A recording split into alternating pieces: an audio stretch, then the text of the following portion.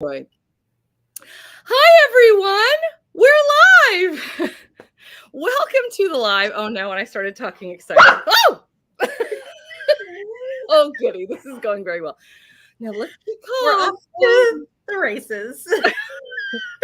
So we're fostering a dog who is part horse, apparently. I was just telling Tara, he's not pleased that my husband and the children just left to go to Target. And I thought he'd be happier if I took him out of the crate. He does not appear to be that way. He seems still, I know, giving herself a jump scare. Yes, I want you to meet. Hello, everyone. Hello. Oh my gosh. Yay. Oh my gosh. Everybody's here. The gang's all here. This is great.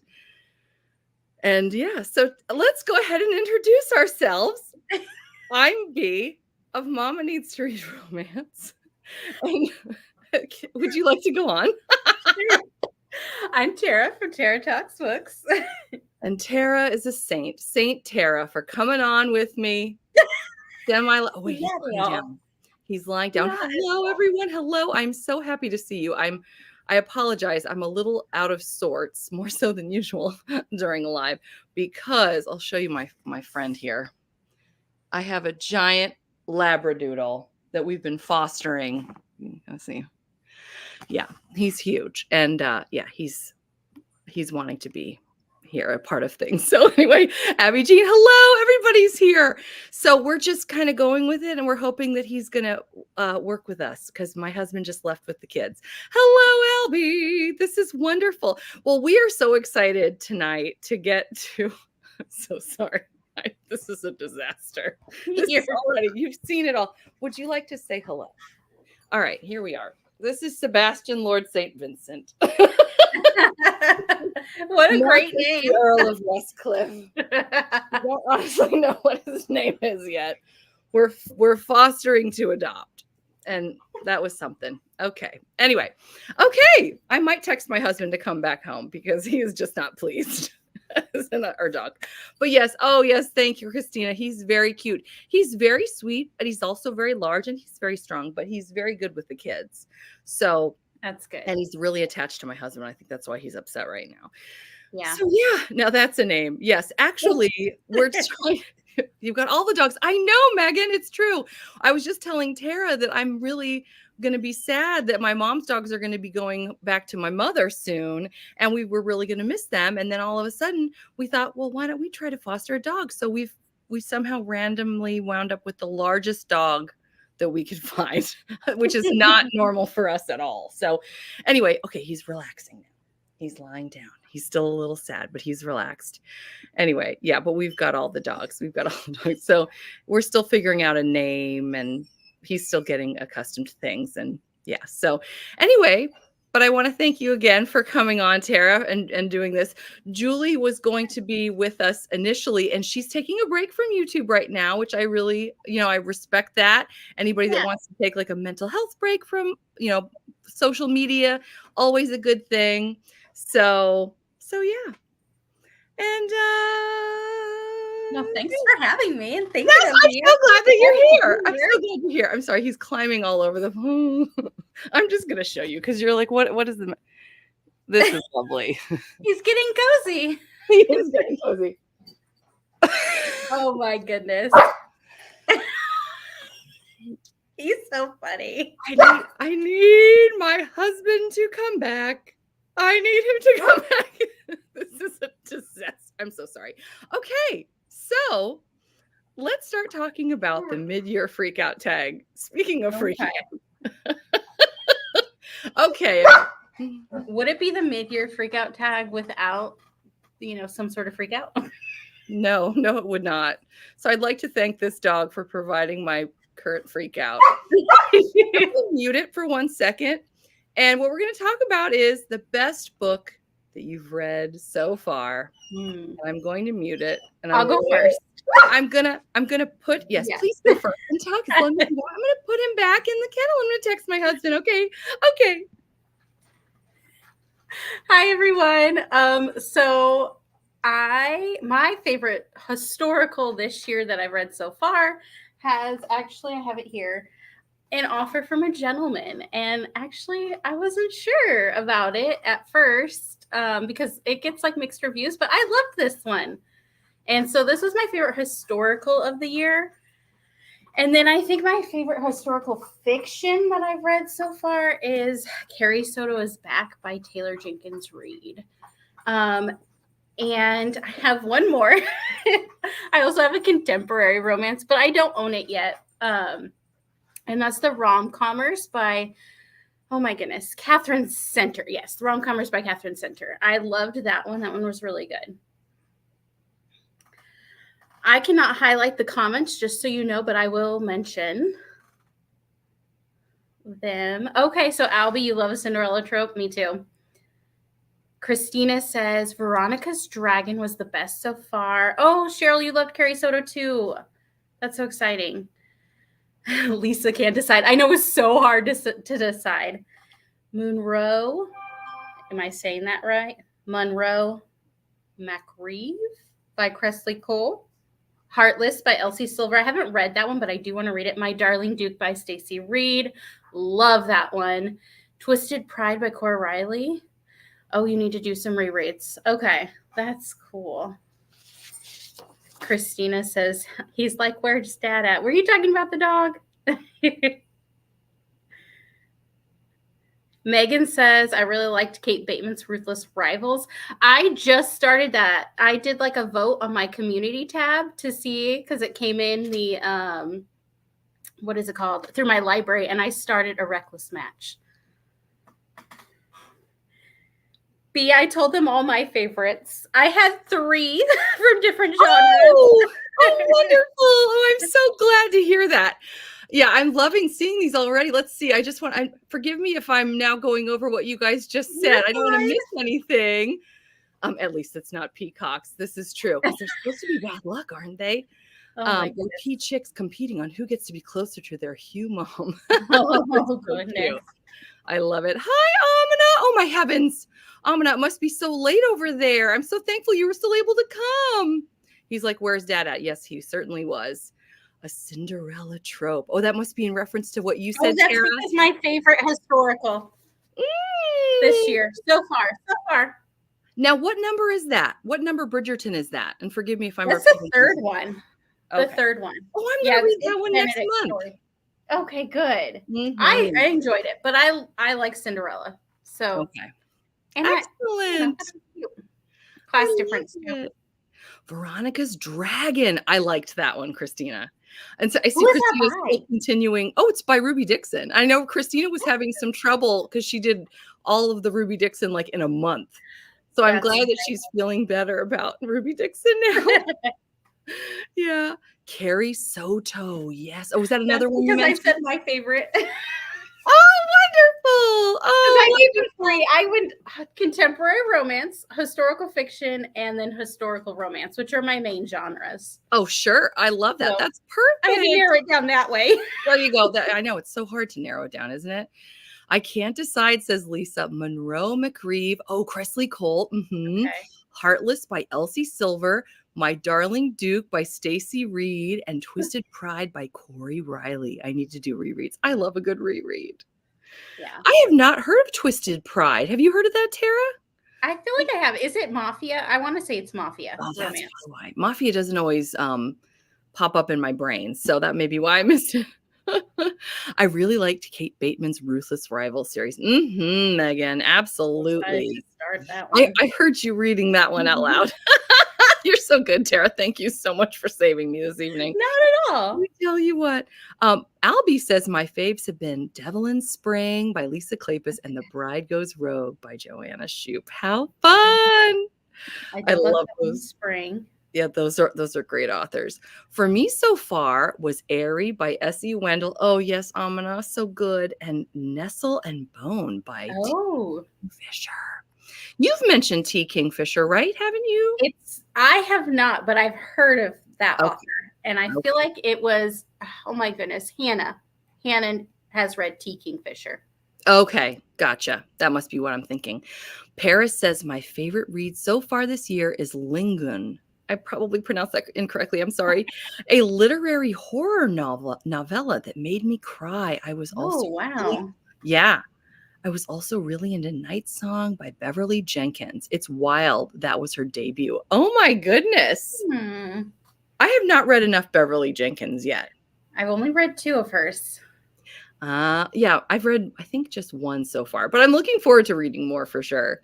Oh yeah, the dog. Yeah, that dog, I tell you. I've given several 5 stars so far, but I can't seem to pinpoint a favorite yet. It's so hard, isn't it? Well, if you're waiting till the end of the year, you still got plenty of time, right? True. Oh, goodness. Oh, A Reckless Match. Is Just that started that one. Which one is that? What number is that? Of That's the first one, Bible? right? Yeah, the first one. Okay. Oh, Yeah. fun. That's a good one. For cozy mystery, Megan says, I loved Murder in an Irish Village, Murder in a Lakeside Library. Oh, Megan, is the author the same for both of those? They sound kind of similar in the type of title. So Yeah. I also really loved Christy Caldwell's A Diamond and the Duke. Oh, how fun. Christy Caldwell, I just grabbed one of her new arcs that's coming out in, I think, the fall. Did you see that at all, Tara, on NetGalley? I haven't been on NetGalley in a couple of days. So long then. Such a long time since but I feel like I did see a Christy Caldwell. But yes. In fact, you know what? I know off the top of my head it's coming out October 22nd because there was another book I wanted and I was like, oh, but that also comes out on October 22nd. And I've kind of already overbooked myself. So I'm trying to be good. It's so easy to overbook yourself on NetGalley. I try so hard not to do it to myself. Mm-hmm. It's difficult, as they say, the struggle. All the books, none of the time.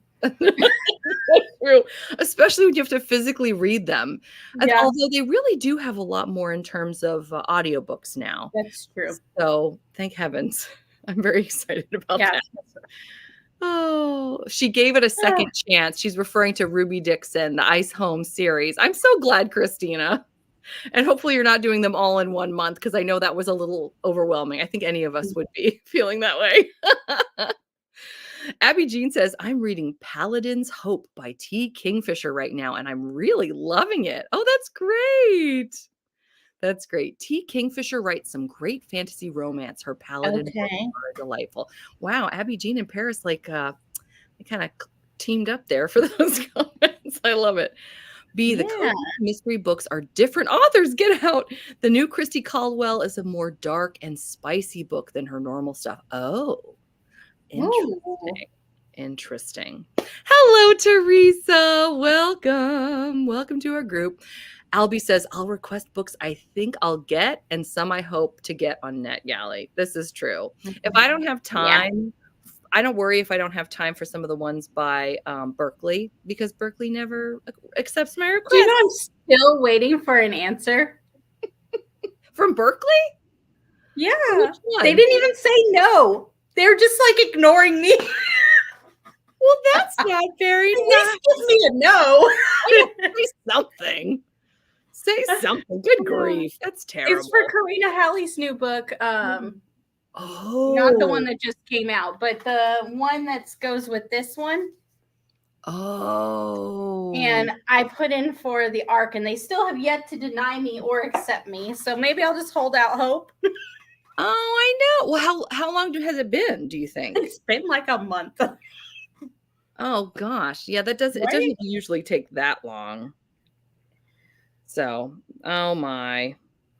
Anyway, I'm texting my husband to let him know that the dog is fine because they were going to come back. But my kids have been really good today and they were holding out for something at Target. Oh, anyway, I'm so sorry. I just want to make sure I'm making all the waters are smooth now. So thank heavens. I tell you, live is something else. It truly is. It truly is. It truly is.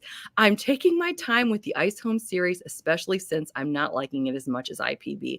You know, that's what Avery of Ava's Romance Books told me the first thing when I said I was going to start the Ice Home series. She said a lot of people don't like the Ice Home nearly as much as Ice Planet Barbarians.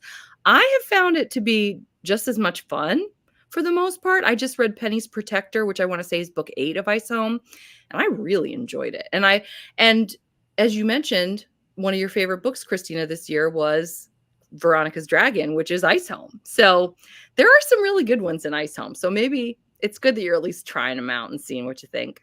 Yeah. Sarah says, not these publishers leaving y'all on the hook. Rude. I know. Right?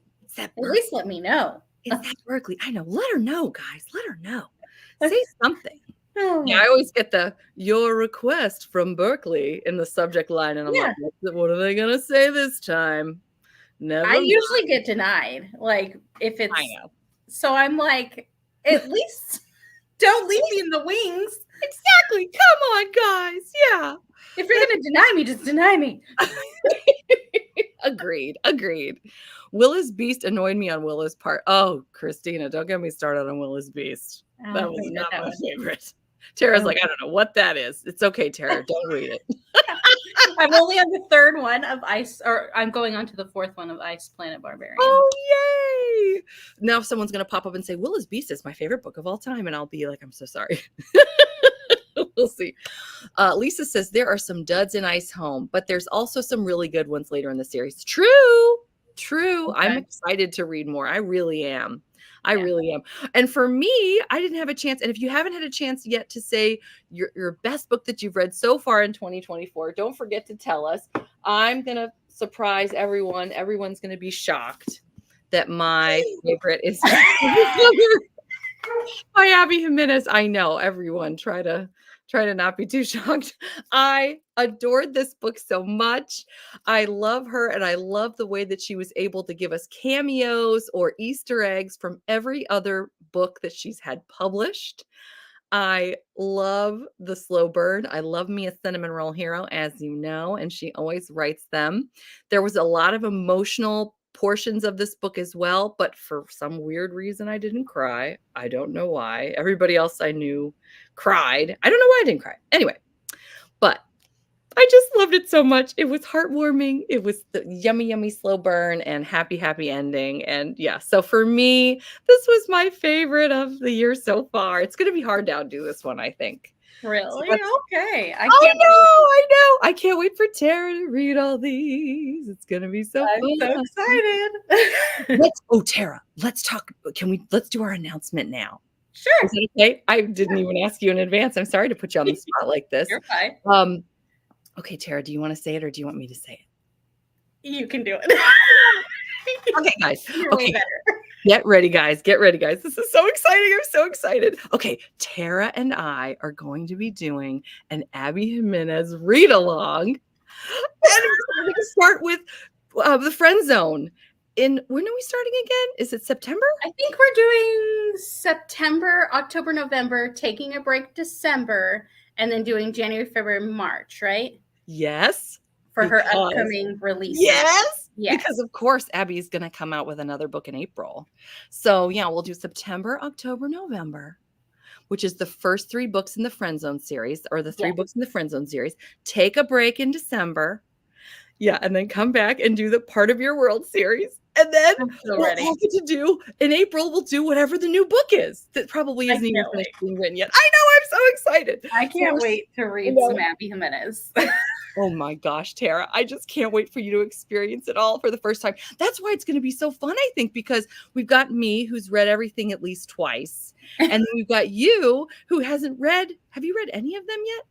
Oh None. It'll be my first go around for all of them. Oh, Tara, what if you don't like them? Oh my heavens. What if you're like, I highly doubt that, because she does get compared to like Emily Henry, and I've read an Emily Henry and I really enjoyed her. I feel like I will like her writing. Okay. But I mean, let's hope. Yeah, I think we'll still be friends if I don't like it. Oh, of course we will still be friends. Yes, oh my goodness, yes, we sure will. Oh my gosh, yes. Oh my, yes. I look. Oh, we've got some fun. Okay, let's see. I don't want to miss what anybody said. Yes. Oh, yeah. Okay, that was me. It's a great choice. Thank you so much. Yeah, right. It was such a good book. Megan. Megan's shocked. Abby Jimenez. Yes. Megan, you're so cute. Yes, we are so excited. I know, right? We're going to have so much fun. We are going to have so much fun. Oh boy, Albie. Oh, that's going to be great. Oh, thank goodness. I will finally have an excuse to read part of your world. Girl, I've read Ooh, that 4 times. I read it 4 times, and I can't wait for number 5. I'll join you with that read along because I've never read her. Oh, Christina, get ready. oh yay. Get ready, everybody. I'll do audiobooks for Cheryl. Cheryl. Perfect. Cheryl. Cheryl. Cheryl. Audiobooks, Cheryl. Let me tell you something. Zachary Weber. He's narrating the audiobooks. Now, he doesn't narrate the very first one. Teddy Hamilton does it, also swoon-worthy.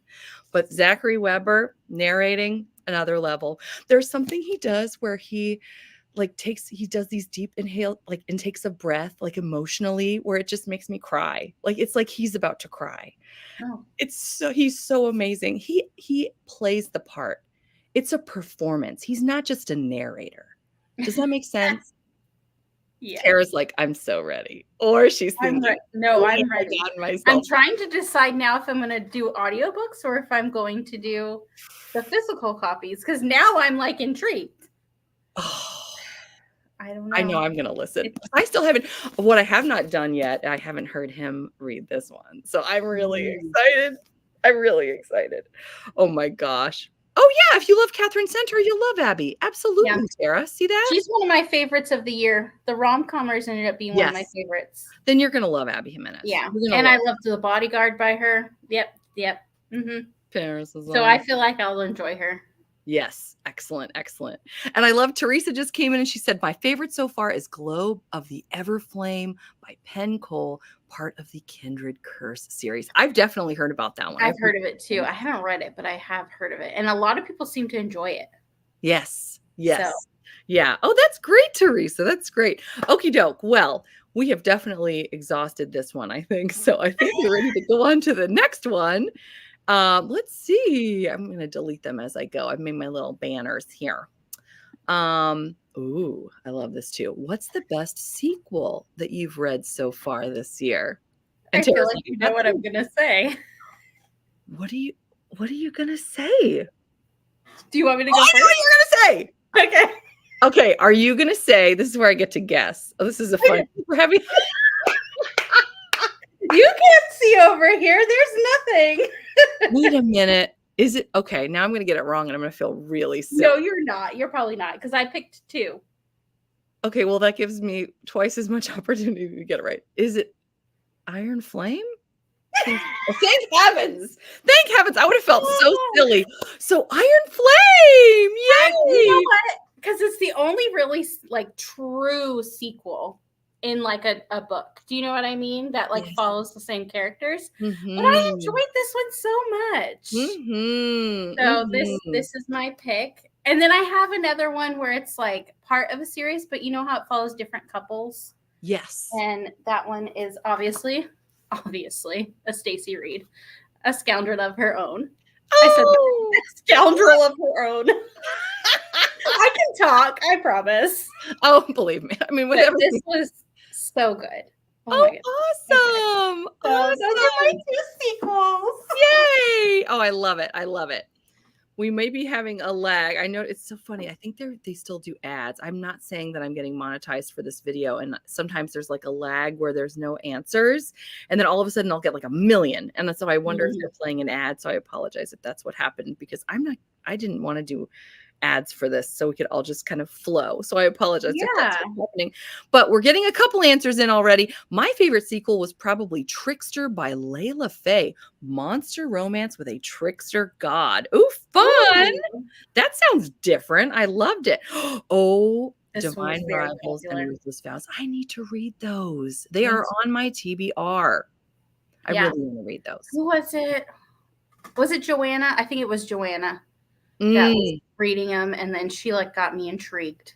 Yes. Oh, I know. She's the one that helps me out with fantasy for sure. Yes, definitely.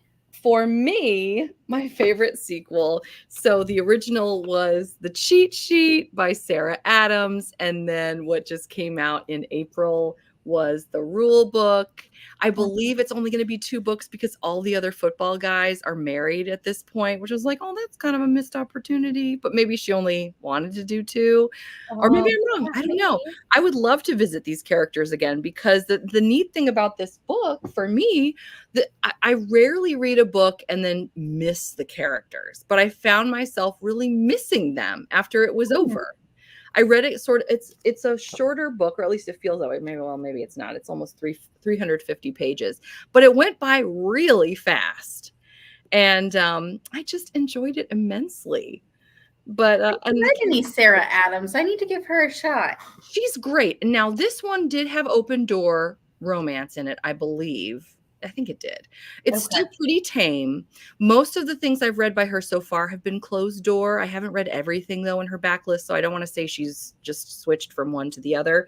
Yeah. But it's still very steamy even without open door romance. But here we have, they were really hot and heavy in college, and then she dumps him out of the blue. And he does not understand. He never did get closure as to why. And then we fast forward. I want to say, oh golly, I'm going to get the number wrong, but I want to say it's like 6 to 8 years, somewhere in there. That's a long time. Say again. That's a long time. It is enough time for him to become a big NFL star, and he needs a new agent. And guess who the agent happens to be? You'll never guess. I have no idea. So he does not. I know. Yeah, you're so good. You're so good at this, Tara. Oh gosh. But yeah, so he wants to make her life miserable. And so it's kind of hilarious. And then over time, she proves to him that she is a formidable opponent. And then they actually end up going to Cancun. So this is a super fun beach read. A lot of it's set at the beach. And oh my gosh, I just enjoyed it so much. And I love too, she wrote this book. She dedicated it to her daughters. And there's a lot of themes about like female empowerment and body positivity throughout. I really appreciated that too. So I just really enjoyed this. So anyway, that's my long spiel. That was way too long. That's so good though. I want to hear what everybody else said. Let's see. Oh, April, hey! OMG, I was waiting and then got distracted picking tomatoes, but I'm focused now. April, it's probably good that you came late because there was this debacle with the dog, and we don't really need to go into it again, but it's our foster dog, and I don't know. It's kind of crazy. So anyway, I think mine is another Sarah Adams. Practice makes perfect. Yes. Oh, that's the one I've heard of. Yes, this is great. Bodyguard romance. Really I do love a bodyguard romance. Okay, that's where I'm starting. Small town. Well, remember though, it's a sequel. So if you want to start at the beginning, this one. Okay, I have heard of that one too. Okay. Yeah. So this is making sense now. Yeah. You're like I need to play catch up. I feel like I read so many books and then people will show me other ones and then I'm like, well, I haven't read that one. Have I read anything? Right? I love it. Oh my gosh, that's too funny. I think we all feel that way. I tell you, The Mistress Experience was another of my favorite sequels this year by Scarlett Peckham. Yes, I've seen that all over the place. People love that. Yeah. I hadn't even heard of her. Is she a new author? Really? I don't think so because I've read, what did I read from Scarlett Peckham? The Rakeess. Okay, I've definitely. And that one is really good. Okay. But I haven't read any more from her. I'll have to try The Mistress Experience. I don't know. Is that? I wonder if it's like the sequel to that or in that series. April believes that it is, I think. Okay. Right? I think. April will tell us. It is. Tell us, April. Okay, good. Okay. We'll get there. Oh, there it is. Oh, I see it down there. Oh, there it is. I was like, and we will refer to the notes. So, what is it in the courtroom when they're like, please read? Is it that I want to say scroll, but that's not right. Maybe back in like Julius Caesar times. Please read the scroll. In back historical times. For the jury, please read. Oh my goodness. I don't know, but I love it. Somebody will tell us. Down for historical. That's what you're doing, Tara. Good job. Good job. I'm keeping it authentic. You are. I love it. Megan says, my favorite sequels were The Diamond and the Duke by Christy Caldwell and A Daring Pursuit by Kate Bateman. Ooh. Oh, wonderful. Oh, I I've heard such good things about, I've read A Daring Pursuit, which I loved. And part of that Ruthless Rival series, not that I can talk. And yeah, Christy Caldwell, gotta read her. I don't have one for this question, unfortunately. I had to think for a minute too, Christina, when I thought about that. I will say again, S.E. Wendell's Heart Song. Oh, that was I need to read from her. Oh my gosh, I'm telling you. But there's one sequel that has never been written, and it's so frustrating. A few years ago, I read a romance, Madame la Marquise. I'm a bee, so what? Wait, what? Interesting. Okay. Interesting. Interesting, Amina. That is so frustrating, though, when they don't write the next thing and you're waiting and waiting. The Bride Bet, Tara Tessadair, right? That's right. I know. I'm trying to get over it. Paris Lavender says Angel in a Devil's Arms by Julianne Long. Oh. I'm dying to read her. Book 2 in the Palace of Rogues series. Ooh. And Dead and Buried by Annie Anderson, the last book in an urban fantasy series I really enjoyed. Ooh. You sound great. This is so great. See, I'm going to have to watch this again and just. Right. And just like take down all the wrecks. Yes, truly. She wrote the wrecks. Oh, here's the comment. Thank you Okay. for helping us out. Oh, hi, April. So Amina's going to elaborate for us. It's a story about a marquess who comes back to haunt her descendant who is not very good at dating. Oh my gosh, I love it already. Very funny pieces of advice on how to get a guy. Unfortunately, the sequel was never written. It's like a sequel there, Amina. I love it. April's like, hey, talking to Rachel. I remembered I bought watermelon. There you go. There you go. Perfect for summer. Perfect for summer. Oh, that's too funny. Okie dokie. So if we all mentioned our sequels that we love, let's move on to another great question. I love doing this live, by the way. Fun. What's a new release you haven't read yet, but you want to? Okay. You're going to be annoyed with me. No, I'm not. Oh. Okay. I definitely want to read this one by the end of the year. Okay. All right. You got 6 months. Get on it.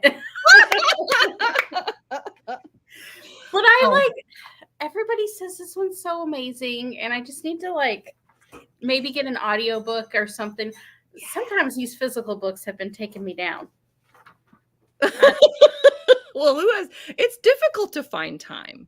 It is. It is. It is. Yes, I understand. So, but this one, that's the one that I can think of.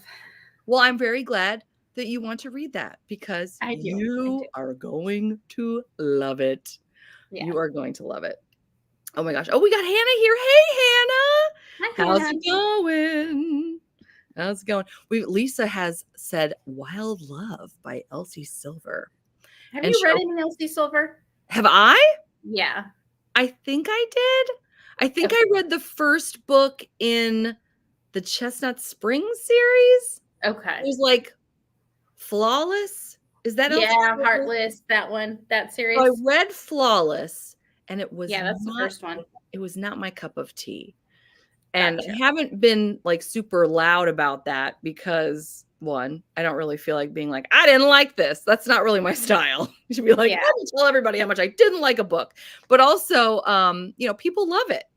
So I figure it's probably just not my type of book. And so, nobody needs to come to me to hear how it's not my type of book. It happens. Yeah, no, I was just curious because I have it on my TBR on my bookshelf. Oh. And I was curious if you had read it. So you haven't read Elsie Silver yet? No, okay. I need to. It's all over Instagram. People love her. But yeah, I read Flawless and I would have read more and thought, well, it's probably it was a fluke or something. But given how much people loved it, I thought, well, I guess this is just not my thing. So I might try her again at some point. But for what I get right now, I don't think she and I are super well matched, but that's fine. Thankfully, she's doing very well, so she does not care if I'm a fan or not. So that's good news. Oh, there are so many I need to get to. Right, April? It's so true. I need to read the rom-commers too. Yes. It's cute. I Yes. liked it. Right? So good. I think we read it at the same time, didn't we? We did. I'm so bad at reading books the year they come out. I'm with you, Paris. Paris, yeah. Backlist gal. Right? Jana McGregor's new series, Millionaires of Mayfair, A Simple Seduction Book 1 and A Simple Seduction Book 2. I have a lot of books on my TBR that I haven't read yet. I'm in a bit of a slump thanks to the ACOTAR audiobook. Oh, yeah. I got 30% and DNF'd it. Yeah, that first one's a little tough to get through. A little tough. I still haven't read that series. I haven't finished it. I have one book left. I didn't finish it. So I want to read all of them again. But yeah, the first one was difficult to get through. Yeah, and that's kind of what the general consensus is from what I gather. A lot of people say you can skip it. I don't think I will, but it's very gruesome and it's not as okay. So anyway, I wouldn't profess to be an ACOTAR expert, so I won't give advice on whether or not to skip. But if anybody wants to weigh in, we want to hear what you think for sure. The Wickedness of a Highlander. Can you say her name for me? Is it Alyssa Braden? Alyssa Braden? I say Elisa, but I say Alyssa Braden. Tomato. Yep. I haven't read it yet. I need to read her, truly. When the Moon Hatched hides in the corner while everyone else read it. That's great, Teresa. Also, Ghost Station, sci-fi horror. Ooh. Haven't read that either, Teresa. At April, you had me at Highlander. The Truth According to Ember by Danica Nava. I've heard of that one. It's an Own Voices contemporary romance with Indigenous Americans. Interesting. Love that. Oh, you'll have to let us know what you think, Paris, when you get to it. The only Elsie Silver book I liked was Heartless, but I loved that one. I think I've heard really good things about that one. Okay. I cannot come up with an answer. I'm looking at a stack of new releases and I know I have some coming. How do you pick? I know, Deborah. It's so hard. Is real. It is so hard. It's so hard. I am very bad for new books. I love old ones. The new ones become old anyway. That's true. I feel like on my thing, my channel should just be like backlist reader. Do not come to me for the new ones because they'll be old by the time I get to them. Tara Talks Backlist. There you go. There we go. Boom. Here's my new channel name. I love it. Oh my gosh. Megan says, also cozy mystery author Queen Ellie Alexander has released the first 2 books in a new series and is releasing the next 2 later this year. Exciting. Love that. Christina wonders, would you recommend reading it physically instead? And I am wondering what we're talking about. Christina, are you referring to Elsie Silver? You'll have to let us know. Yeah, or ACOTAR. That's what she's talking about, Tara. See, this is why I keep you around. This is why I keep you around. Because you know what's going on. Yes. That's a good question. I really enjoyed You Don't Skip ACOTAR. See, April knows. April's giving us the skinny there. Don't skip ACOTAR. Maybe reading it physically. Was the audio cringy for you, Christina? Because a lot of people can't stand it. I liked it, but it is sort of overly theatrical and a little bizarre. So yeah, I DNF'd ACOTAR too. I read Fourth Wing and gave it 3 stars. I'm not sure if I should go to Iron Flame or not. What do you think about that, Tara, having just read both of those recently? I mean, I gave Fourth Wing a 4 star. I gave them both 4 stars. I mean, I definitely think that you get some more action and some more I guess information into the world if you go on. But if you're not interested in learning that and seeing where it goes, then I wouldn't. But if you are, then I would. Okay. There you go. There you've heard it. You've heard it from Tara right there. The expert. Not at all. Oh, wait. The last of the Love Light Farm series is coming. That's true, Deborah. I want to finish all of them. Yes. I need to read, and this is not my answer, so I feel like I'm cheating. I am cheating. I'm cheating. Mixed Signals. I'm going to read this one next month. even though Business Casual comes out in August, I want to say, I'm waiting until the fall because it's a fall book. So I'm really excited. Oh, that's going to be so fun. So fun. What was her other one? What was that? What was her one before that? Not Love Light Farms. What was the other one? That's the one. Okay. Is that one like fall? This is summer. Okay, so I need to read that one right now. That's not true. No, that is not true. This is spring. Okay.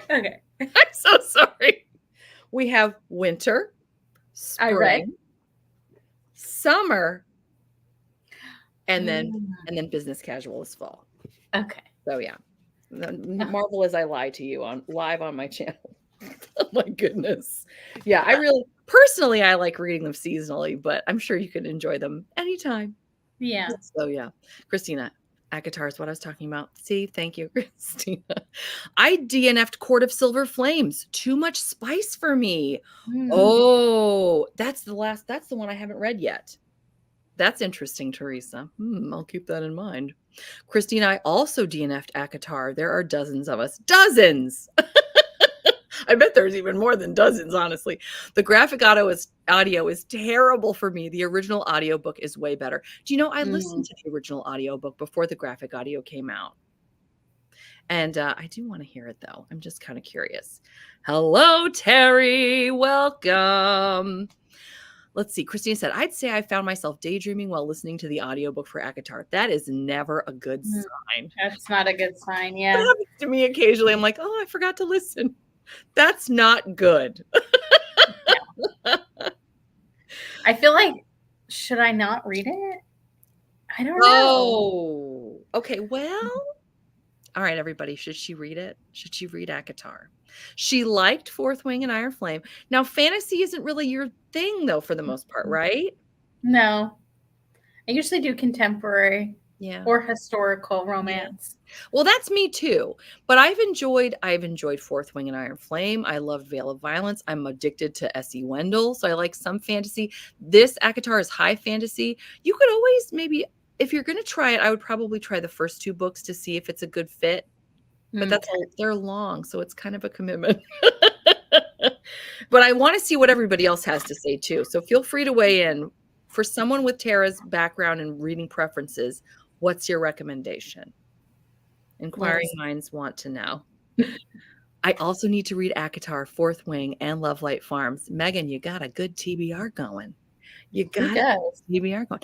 Oh, Isabel and the Rogue. Yes, is another one I haven't read yet. I need to. Yes, that author. She looks incredible. Tara, we can read together maybe. Oh, she's she could help you. She can help. Megan. I love to read fantasy with a fantasy reader because then, especially like I just message Joanna all the time and go, Joanna, what's happening? I don't know. Tell me what is happening. And she's so cute because she's like, but of course, blah blah blah. And I'm like, oh yeah, I was thinking that. Yeah, it's so sad. Anyway, you're like, she's a whole layer above me. I'm like, oh yeah, that kingdom was led by that person against that other kingdom by that other person. Yeah. I'm more of a low fantasy girl. Me too. The hero was too pushy for me for ACOTAR, but a lot of people really do love it. I swear ACOTAR covers so much more than just fantasy. Sarah Dunn lost her mind making these books. Deborah, I love it. Cheryl says, oh yes, same April. My library hold for it just came in. Oh, Tara, try Jenna Wolfart's Cozy Fantasy series. Oh, there you go. Okay. Yeah, she's got, where are they? Boo, boo, boo. Here they are. I just finished. Oh my gosh, they're disappearing. Forged by Magic. You've probably seen this around. Yes. I just got the audio for this. I buddy read it with my gal Angie, I believe. And yeah, it's very cozy. Okay. I think I may have forgotten to listen a couple times. Sometimes that happens with the really cozy fantasy. For me, that happened to me a couple times when I was listening to Bookshops and Bone Dust and Legends and Lattes. I was like, oh, this is still on. But I enjoyed it. But yeah, I did have that problem that Christina was just talking about. I think the reason ACOTAR is so popular is because it's a lot of fantasy readers' first ever romance. My theory, anyway. I think that's a good theory. Interesting. Yeah. I'm down for a buddy read. All right. Tara, you may like Followed by Frost. Oh. Down, Tara. Okay, I'm Ominous writing. got I'm some writing things down.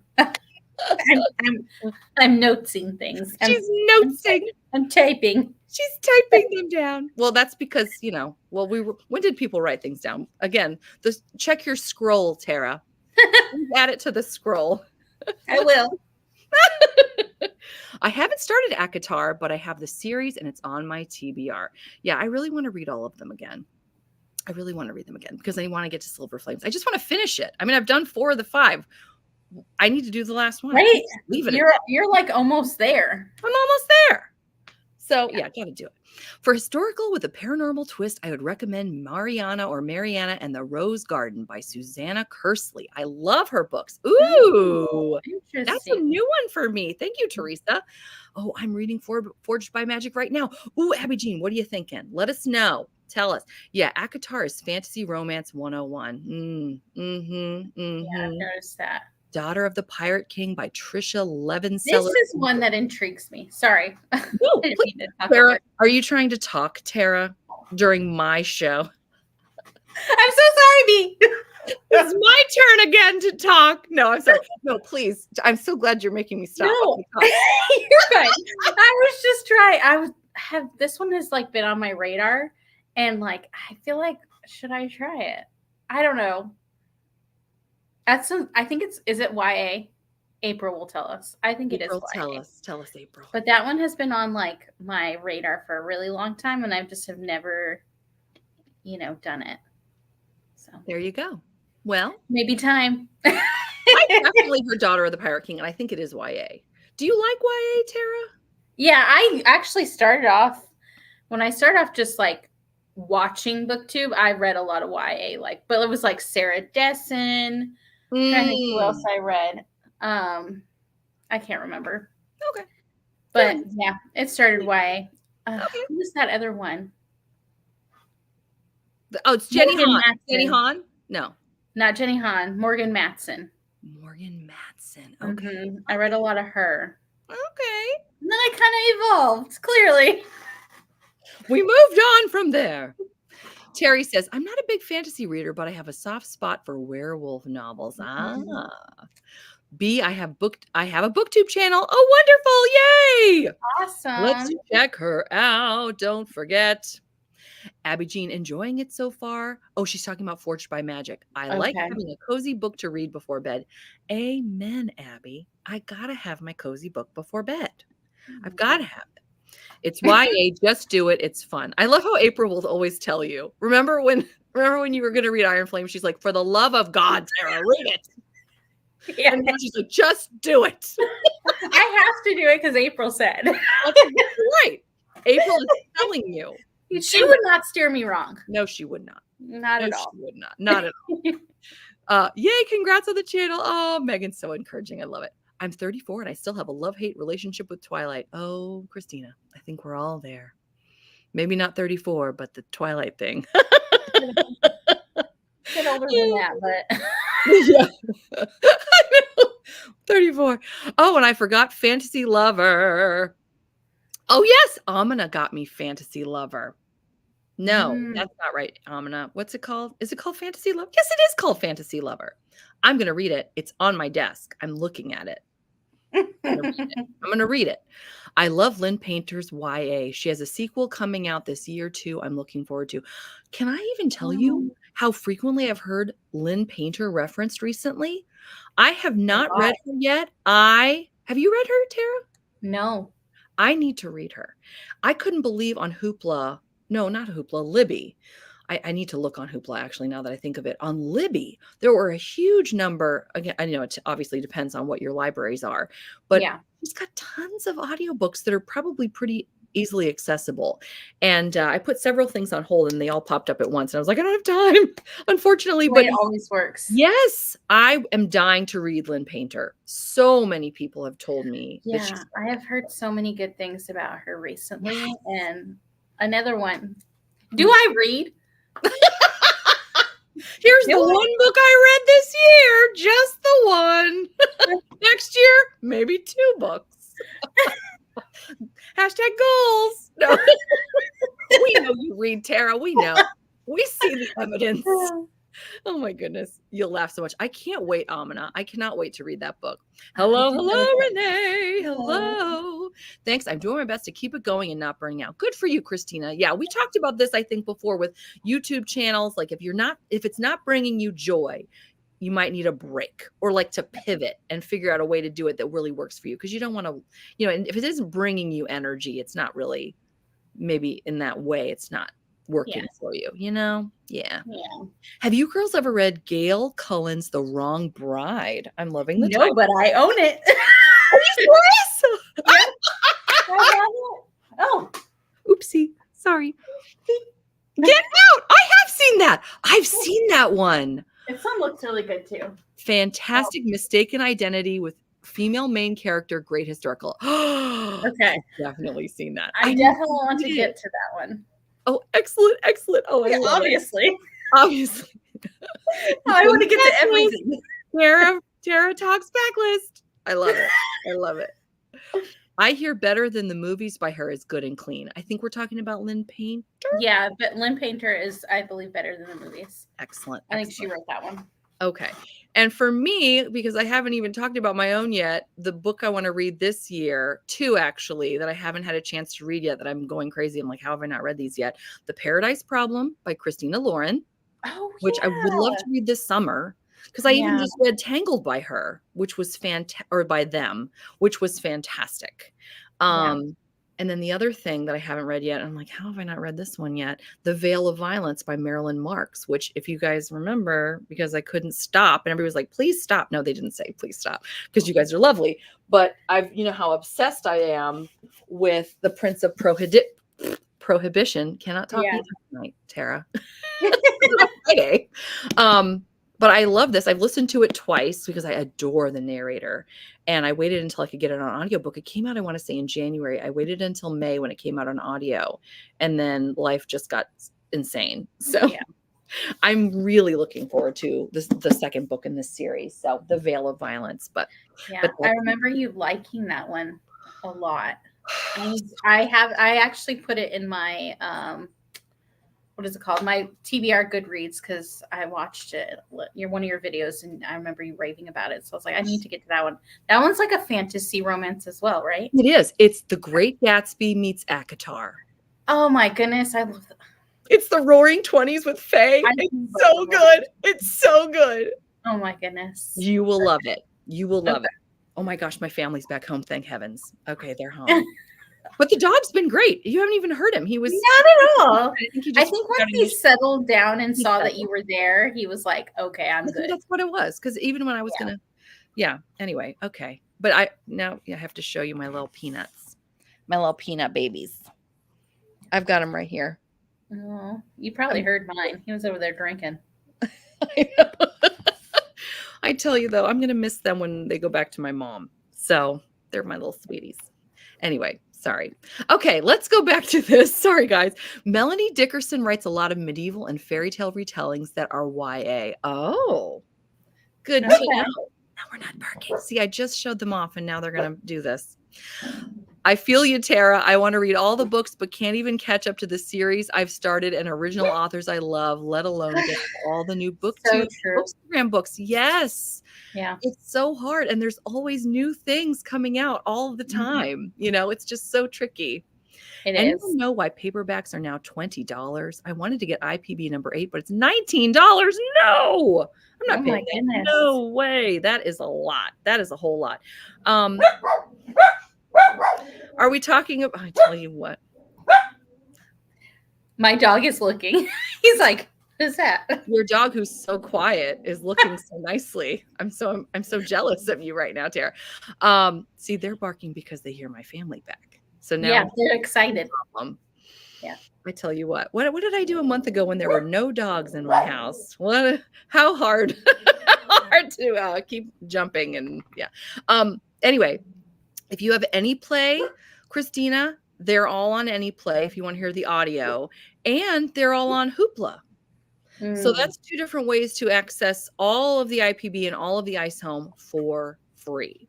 So I don't know if you like audio, but there's that.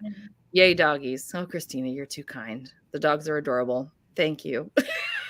You guys are you guys are just my favorite people, I tell you. I love those little fluff balls. I know, my babies, but they're not my babies. They're my mother's babies. So I have to give them back.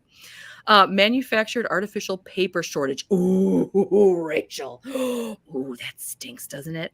If that she's assuming that's maybe why they're charging Yeah, it could be. for back. Because they're jerks, Christina. There you go. That also is a good explanation.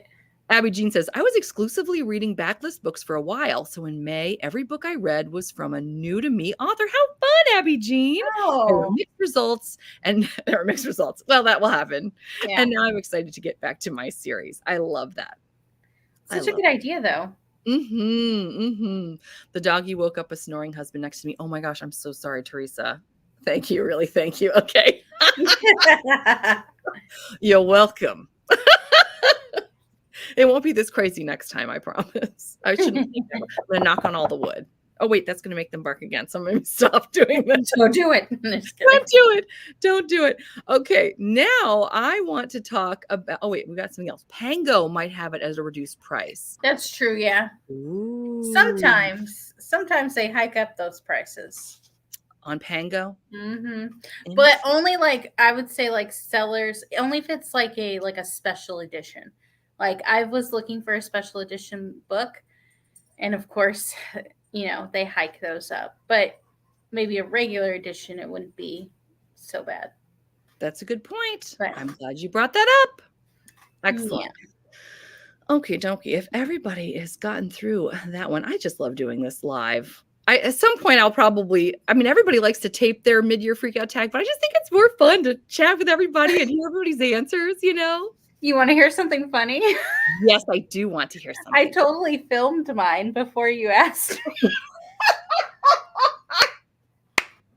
But then I was like, I want to do a live with me, so it's fine. I'm so thankful, Tara, that you came on with me. I really am. I'm just so grateful. I love doing lives with you. So I have been, because again, it's a little crazy around our house. Did you release it? No. Are you going to release it? I don't think so. Oh, well, I would still watch it. I hate for you to put all that work in. Did you edit it yet? No, I didn't edit it. Chew. Okay. So if I had edited it, that would have been a different story. You're like, first of all, I'm not coming on your live. Forget that. No. If you want to know my answers, come watch my edited video. Editing always just takes forever. It does. It sure does. I tell you. I got lucky and got 2 special editions I got from Pango for only $10 each. Rachel, you are so lucky. Rachel, see, I'll keep an eye out. You got to get those deals. It's fun though, right? Another one too. Say again. Mercari's another one that you might be able to get secondhand. I need to write all this down. This is new to me. This is very exciting. Okay, let's see. Getting my banners. I think I deleted. You know what I want to jump to? Oh, I'm excited about this. Who is your favorite new author this year? And that can be new or new to you or both. Obviously, people are coming up with more than one answer. Yeah. And wait, go ahead. You, Tara. Tara, you go ahead and you tell me. I only have a new to me author. I don't think I've read any debut authors, but my new to me author that I read was B.K. Borison. Love Light Farms. Yes. And so she was new to me, and I read her, and I was like, oh, I really enjoy this, and I want to continue on in her books because I feel like she's a writer for me. Yes. See, and that's another reason you're going to love Abby Jimenez. Okay. I mean, Luca, right? Am I right? Luca? He's adorable. He's adorable. I love him. Such a cinnamon roll. Wait until you read Ready or Not by Cara Bastone. Okay. I'm telling you. In the same vein, Shep. His name is Shep Balder. There's a name.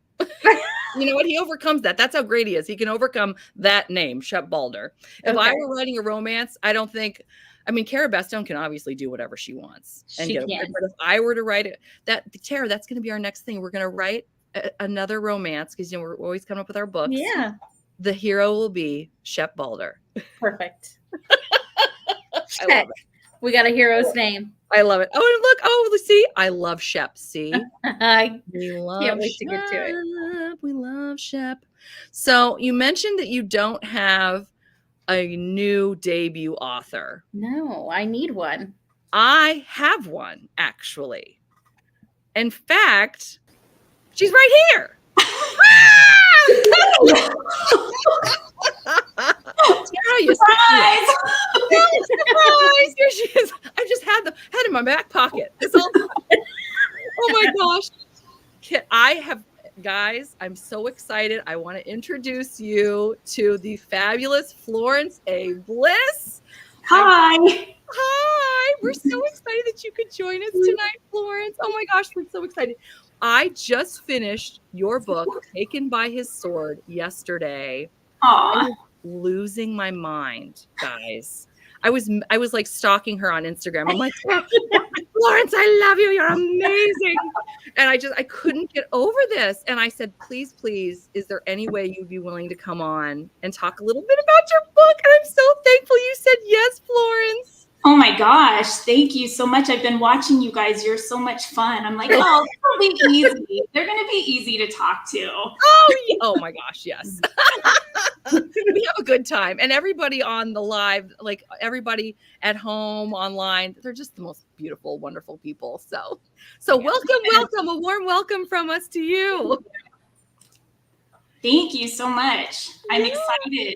I'm excited that you liked the book. Oh my gosh, I loved the book. I know, and it's so cute. Some people, in fact, Deborah was just talking about it. Oh, Deborah says, I just bought her book today. Oh, yes, Deborah. She was so cute online. She goes, that's not me running, not walking to get to this book. And I'm like, oh, Deborah, you are not going to be disappointed at all. So Aww. This is the first. Can you say okay. It's Taken by His Sword. I know the title, but pronounce for me the swords of. No, chevalier. It's chivalry in French. Chevalier. Oh, I love that. Oh, I didn't know that. See, I don't know a lot of French, so. I don't either. It's fine. And Amina, who may or may not still be on, she's French. And what time is it in France right now? It's like 5 hours ahead. Yeah, so she might have finally, it's like 1 a.m. She may have gone to bed. She will let us know. But she's my resident France expert. So, but I'm sorry, I'm talking. I'm not letting you talk about your beautiful, beautiful book. So tell us a little bit about this masterpiece. I'm so excited to hear about it. Well, I've been waiting for people to love it like you love it. So thank you. Besides my mom and my sister, and my friends. Yes. So this was the reaction I've been hoping for. So thank you so much.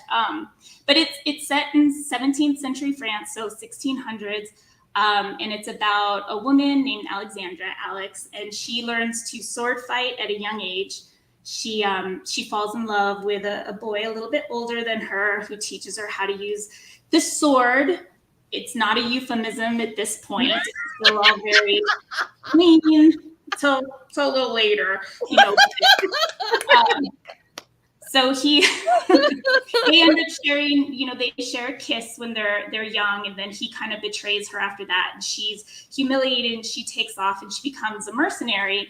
And then about 6 years later, she's called back home and realizes that she's going to be guiding his group, his mission, kind of to find out there's some attacks happening. There's a mystery happening. They've got to figure it out. So there's a lot of action in it. I really struggled with, because I love historical romance. That's what I grew up reading. But a lot of those themes and tropes don't really translate now, because these are 30, 40 years old. Story. I wanted to write a strong woman, a strong character that wasn't, that still was vulnerable and could engage in loving stuff. So that was what I was trying to do. So kind of an updated, for today's readers, kind of historical, because that's what I always loved reading. So. Oh, yes. Oh, absolutely. I found Philippe to be incredibly yummy. And that's our hero, by the way. And I just love, she sort of turns the tables on him. I love a strong heroine, a fierce heroine. And I was so impressed by the way that you wrote I want to say violence, but that's a terrible word. Give me a better word, someone. The action. Thank you. The action. I could really see the sword fighting happening and some of the other great. crazy Wonderful. action. The mystery, I thought, was really well woven in. We didn't know for sure what was going on. It was just so exciting. And I love a good road trip. And, I feel like so much of what we read in historical romance is more Regency era, especially right now with Bridgerton. Everybody's talking about that period. And it was so refreshing for me to go to France in the 1600s. It was so magical and so fun. I mean, I just enjoyed it immensely. So, my God, you are definitely going to make my mom cry. Like, well, your mom, I'm going to tell you this. Your mom and your sister are right. thank you. I'm already chomping at the bit for book 2. And I don't know how long these types of things take to happen. Well, here, I'll share my screen. I'm working on it right now. No. Oh, this is so exciting. Oh, this is so exciting. Oh, wait, I don't think I can see it because you're not in charge. Oh, no, I'm not going to actually. I can. Like, we're going to start reading now. Chapter 1, prologue. Here we go. No, I'm working on it. I'm working on the next one right now. So I'm so excited. I'm so excited. Seriously, guys, if any of these things have sounded even remotely interesting to you, if this is your cup of tea, which this audience, it's our cup of tea. I'm just saying. This was exceptionally written. I thought it was beautiful. I highlighted so many lines. I mean, it was so good. I just love that cover. I'm staring at the cover right now. It is gorgeous. Yes. Beautiful. Yes. And I loved that we have open door, really beautifully written love scenes too. I feel like you're like a triple threat, Florence, because you can write the action, you can write the romance, and you can write a strong heroine who sometimes for me, strong heroines can be a little immature or kind of mean-spirited. Not at all for her. I mean, I was totally on board with Alex, understood her. Rather than me just continuing to tell you how I feel about the book, what I'm going to do, I've missed a bunch of comments. You guys are amazing. We're going to glance at a couple comments. And then if you guys want to ask Florence any questions, I don't want to keep you too long, Florence, because I know you probably are like, I don't need to talk about my favorite such and such or whatever. Well, she's hog-tied in the bathroom, so you gotta fine. I love it. But I want to make sure I have a chance to go through these really quickly because I hate missing anybody's lovely comments. Everybody just adds so much. I was looking at that cover today. So April was looking at the cover too. It's beautiful. Yeah. Oh, and hey, Crystal's here. Christina's right. We do always have fun. And Amina's here. Amina, my resident France expert, is here. Amina, I'm telling you, you're going to love this. You're going to love this. It's like S.E. Wendell's fantasy, Amina, because she and I are both obsessed. Again, like road trips, just beautiful, like sword fighting. And oh my gosh, Amina, I'm telling you, everybody. Okay, I'm going to come back to you, Megan. I'm going to try to stick on topic, though, with Florence real quick, but I'm going to come back. Don't let me forget. Oh, and Terry's a French speaker. I knew that, Terry. Terry's first language is French. Yeah. So whenever I try to pronounce anything in French, I have multiple people that cringe at my poorly pronounced French. Pardon my French. Rachel. She's a hoot. It's a great word. Thank you so much. I didn't read it. Can you say it again, Florence? Chevalier. Chevalier. You have to. It's French. Chevalier. I don't know. I'm sorry. I'm sorry for saying it. I don't know. I just say things with confidence and cross my fingers. So. I loved it. You know what would have been really great, Florence? You should have come on here, Florence, with like a French accent and then just been like, actually. With a baguette. With a baguette on the beret. And my goodness. That's all I got. Tara's like, I'm not involved in that. Oh, you guys are funny. She's like, I'm gone. I gotta go. Yes, see, Amina, it is. Yeah. It sounds so good. I can't wait to read it. Ooh, Terry says she's a big fan of 17th century France. I love it. Paris, I'm coming back to you too. Come to France. It's history everywhere. Yeah. Christina added it to her TBR. Sounds so fun. It is so fun. Action and adventure. Yes, ma'am. Definitely on the TBR. Hello to Florence. Hello. Oh, guys, here thank comes you a question. so Hey, much. Christina, how did you come up with the cover? It was really difficult for me. It was actually the publisher, City Owl Press. I filled out a thing, and I had no idea how complicated it was going to be because they had me go through images, and those two people were like, had no clothes on. I mean, she had like a little bra, and they were, you know, you can't tell now, but for a while there was nothing on them, and they were working on the title and things, and I was like, they're gonna put clothes on them at some point, right? That was just down the line a little bit, but it was a lot of back and forth. But I'm not visually artistic at all, so that was really, really a difficult part for me. That was way more stressful than like the editing. They're like, hey, you need some more description there, and I'm like, on it. They're like, hey, what color should her dress be? And I was like, I don't know. What color do you think? Whatever. Just no, but so there was some back and forth with that. But the title treatment, how they did the curse and everything, and her pulling the sword, they came up with, it was all really, really fun. Actually, one of my girlfriends was like, why don't you have her quietly pulling his sword out of the hilt? I was like, oh, I like that. So they were, yeah. Okay. Can I tell you, I didn't even notice this until either this morning or last night, where she's pulling it out, and it's by the way, it's the sword I'm talking about. But yeah, it's lit, and it's lit up too. I just love that.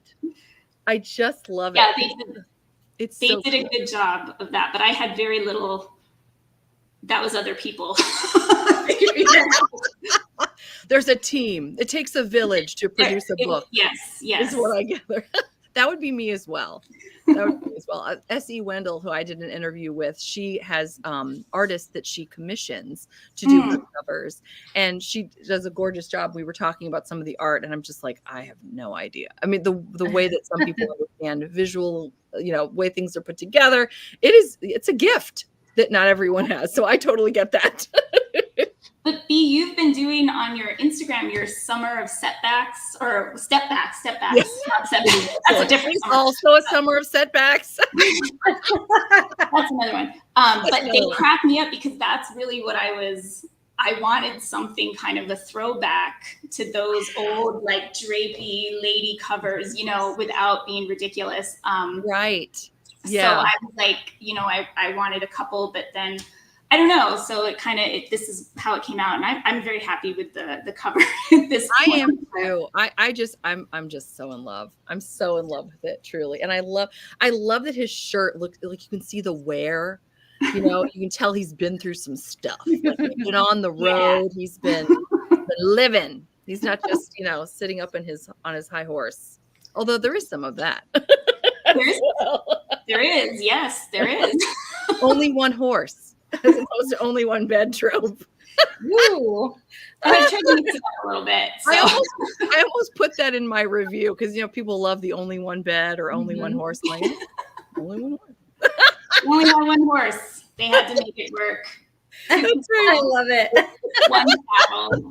I'm telling you, oh my gosh, I love it so much. And I just saw a comment here. Amanda Wick says, I loved this book. Loved the strength and vulnerability of the heroine. Well said.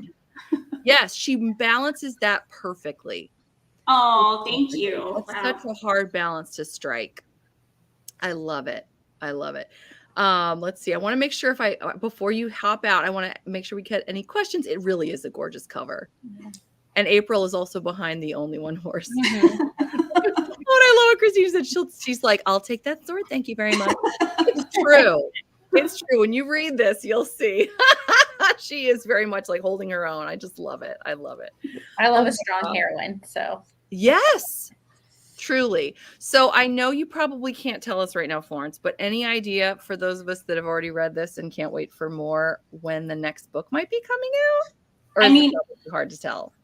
I don't really know through the publisher, but I mean, I'm going to have a working draft done by the end of the summer. So I'm hoping to get it to the editor. I don't know. This is my first step into publishing, so I don't know how quickly things move.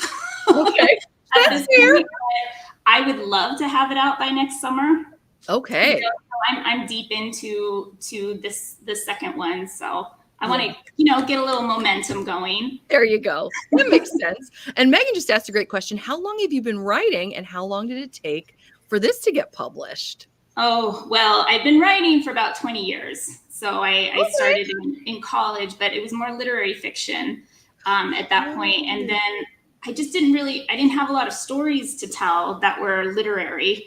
And I love reading romance. So I'm like, you know what? I'm going to write a romance book. And I thought it was going to be easy, but it wasn't, because romance readers are very specific about what they want and what they like and all the tropes and all these things. And I didn't know a lot of this stuff going into it.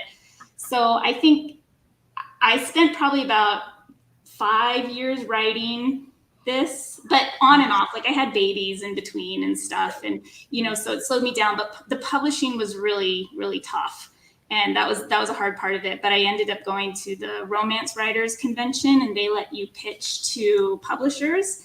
Oh my gosh! Yeah, that was just last summer, and that's how I got hooked up with City Owl. So if any prospective pre-published authors are out there, I really, the Romance Writers Convention was a great place for me, because I made a lot of connections. I was very not in the world yet at that point. And now I feel I'm in the world, and that was kind of my entry point. So it was really, really helpful. I made my sister come with me too, because I was shy. That's so cute. I love that. Everybody needs like a support person for things like that. Yeah, truly. Yeah, that's what we were saying. She was my emotional support sister. Love it. I love it. Oh my gosh. And we do have some writers in our group right now who are listening to us. So I'm sure they really appreciate your words of wisdom. And I love what Terry said. We need more 17th century novels. Yeah. And Florence is ready to deliver. I'll give you at least 2 more. I got at least 2 more in me. And that's it. I'm just kidding. We're done. No, I don't know. I'd love to continue. I'd love to continue. Oh boy. Oh well, I sure hope so too, because this was so good. I want to read it again. Of course, then you have to find time to read it again, because as we know, we have so many arcs, but I've got it on my desk now. I'm just enjoying looking at it. But it was just wonderful. And Florence, seriously, anytime you want to come on and plug anything, you want to tell us how it's going, give us updates, seriously, just give me a shout out. We would love to have you on. And I'm just so thankful you can come tonight. Oh my gosh, you guys, thank you so much. Both of you are a lot of fun. Oh my gosh, and you're so fun too. Well, we're so thankful, and we'll let you go now, and we will look forward to seeing you next time. Okay, thank you guys. Thank you so much. Bye. Take care. Bye. Oh my gosh, that was so cool. Yes. Oh my gosh, isn't she amazing? Yeah, I can't wait to read her book. Oh my gosh, Tara, you are going to love it. You are going to love it. I'm serious. You guys, you're going to love it. Oh no, I know you were saying thanks, Florence, and hopefully she's still seeing some of that. She said, thank you, Florence. Oh yes, so great. The ominous comment. Thank you for studying the book in France. I love it. That's great. That's great. It's so good. Yes, right, Amanda? It's so good. So good. Okay. One of my puppies is looking at me. Okay, now I want to jump back and make sure I didn't forget anybody. There were a couple really good comments here. Look at this. I'm sorry. I won't make you keep looking at the dog. Oh, so cute. Yes, ma'am. What am I going to do? What am I going to do without this little girl? I love you. Okay, you just want attention. Okie dokie. So let's see. We are currently talking about favorite new or new to us authors. And obviously my answer was Florence Bliss, because she's just so fantastic. I love it so much. Okay. Paris said, oh, you know what? I had another one. Megan.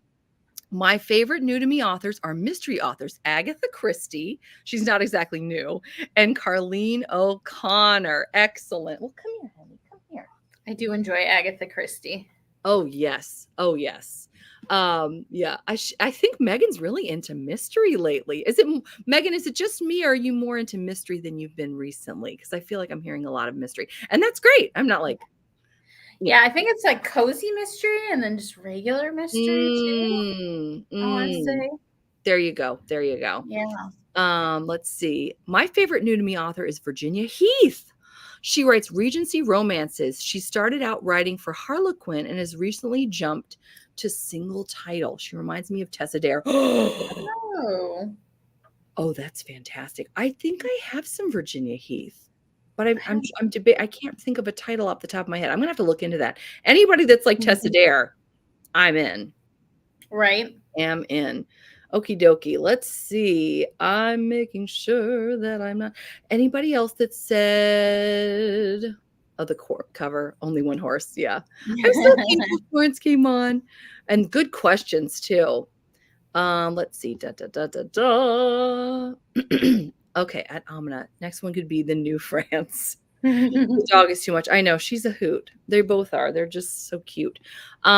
Megan's Book Nook. If you want to try on crime mystery, Bob White has a couple great series. Ooh.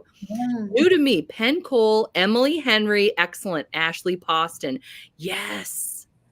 I've only read Emily Henry out of that one. I need to read some Ashley Poston. Me too. I've read one by her and it was a little heavier than I would have liked, but I think that's just me. People love her. People love her. Definitely. The Dead Romantics. That's the one I would read. Yes, I loved that one. What am I thinking of? Oh, the Good Part, I think, is by Ashley Poston, and I read that, and that was kind of. I read that one. It was good, but yeah, The Dead Romantics. Yes, I have it right here, and I did. I think she's 7 Years Slip too. I think I just bought that one. I've heard so many good things about that. I want to get to that one too. Oh my goodness, all the books. All the books. Just all of them. Definitely more into mystery since I started joining and following the Cozy Mystery Book Club. Oh, very cool, Megan. It's introduced me to lots of new authors and series. How fun. Oh, I love when you spring those authors on his feet. I know, right? It's so fun. It's so fun. I was so thankful she was able to come on. It was great. I just love doing that. And I've got some other authors in the queue. Some have approached me and I was like, okay. But then it's just a matter of like this summer again is just so bananas. I'm just trying to find time. But I've got somebody set up for July, August, and September. So I'm really excited. And they're all wonderful. I think everybody's going to be very happy. Yeah. So I'm excited to talk to him. Vlad Kahani, Flowers for the Devil is so good. Have you heard of that one, Sarah? Isn't that the one? I want to say that's that historical romance that is really popular. And it's like, you know what I'm talking about? Yeah. I feel like it's that one. I need to read it. I've heard good things. I've definitely heard so many good things.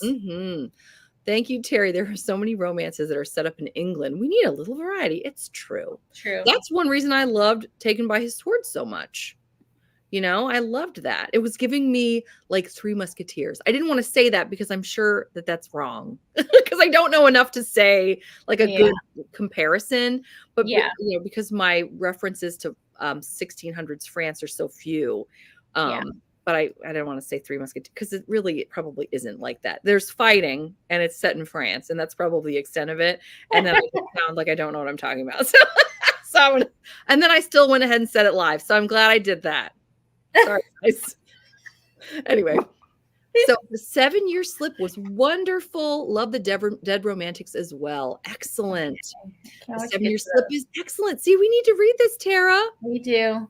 A novel story just came into my Kindle. Wink said me to start it tonight. Oh, are you going to start it tonight, Teresa? Oh, boy. Awkward approach. What's a place like you doing in a girl like this? Tries to wink, but it's just slow, strained blinking. Rachel, you crack me up. I love watching your author interviews and finding out about new romance authors, right? It's so fun. It's so fun. I'm so thankful. It's such a good time. At Amina, have you read I'm not going to say it. By that person. I'm going to butcher it, so I'm not doing it. Holly Wilde, weird. Elizabeth Stevens, sci-fi. Penn Cole, romantasy. Anna Campbell, historical. I've heard of Anna Campbell. I need to read her. Yeah. And the others I have not. You're going to have to tell me, April, what was the weird one by Holly Wilde? I think I need to know. I think it'll give me a nice chuckle. What about Tara? Have you heard of Elizabeth Stevens or Penn Cole? I've heard of Penn Cole, but I haven't read anything. Okie dokie. Just, watching thousands of YouTube videos. I know, right? I tell you. Yes. Oh, man. You always hear authors. Yes, that's right. Okay, so I think we've pretty much exhausted that topic. I think so. Yeah. So let's go over to another good one. What's your most anticipated release for the second half of 2024? Oh, what is? Oh my gosh, I have a list. Oh, I can't wait. Are you ready? I'm ready. Okay, well, two of them are because I ended up getting e-arcs on NetGalley, but one of them comes out in August, and that is Hot Earl Summer, and that one's by Erica Ridley. I got that one, and I can't wait to read it. I was like, I was like sold on the title. I was like, yes, please. Now, have you read the rest of the Wild Winchester series? Because I believe no. Okay. It was that title, huh? Yeah, it was the title, and honestly, like. I go straight into the middle of series. You know me. I will start at I think this is like book 5. That seems accurate. Yeah. Oh my goodness. Yeah. Oh, that's and too then funny. I need to start that this month. Yeah, that's my July read. I have to get to it because if not, I'm late. Me too. Yeah, I'm going to be reading it in July. Yeah. Yep. Oh, what else? We might buddy read it. I'm just copying you, Tara. That's fine. No. And then I also got The Wedding Witch, which is out, I think, September or October. I don't know for sure. I'd have to look it up. But Wedding Witch by Erin Sterling. And I've read like The X-Hex, and I read, what was the other one? She had a second one, and I read it. Oh my goodness. I can't think of it right now, but I've read all of them in that series. I have books that sound like that but aren't that at all. I was like, oh, I have that. But no, I have Not Your Ex's Hexes and Boss. The X-Hex. Oh yeah, no, not that one. Oops. Oh my goodness. And then of course I have Play Along by Liz Tomford or Tom Forty. I don't know. Ooh. That's another one I want to get to. That comes out in July. Nice. I think. Oh, Somewhere Beyond the Sea, TJ Klune. When that comes out, I'm reading that because that is the sequel to House in the Cerulean Sea, and I give that one like a 20 star. Oh, exciting. Oh, yay. And then, did you guys see, oh my goodness, Stacy Reed did a teaser video of A Rogue in the Making. And if that comes out this year, I am on top of that. But I don't know that it's coming out. She didn't put a date. She just put a teaser video. And I was like, oh, boy. Oh, how exciting. So that is my entire list of what I want to try and get to. I love it. Oh, that's why. I have faith in you, Tara. I bet I'm going to put it out in the universe. You're getting them all done. All gonna happen. It's all gonna happen for me. It's all gonna happen for you. And I'm gonna copy you a lot of the way. I would say the whole way, but I have a lot of other things I have to read. Oh my goodness. Oh, I love it. For me, I'm gonna be, oh my gosh, nobody's surprised probably. My two most anticipated, I narrowed it down to 2.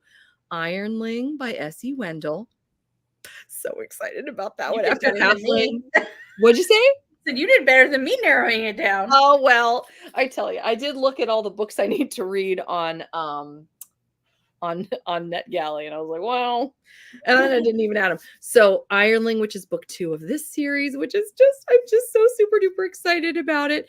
And then the other one is the new Kate Bateman, in her Majesty's Rebels series, the How to Fall for a Scoundrel book, which comes out in August.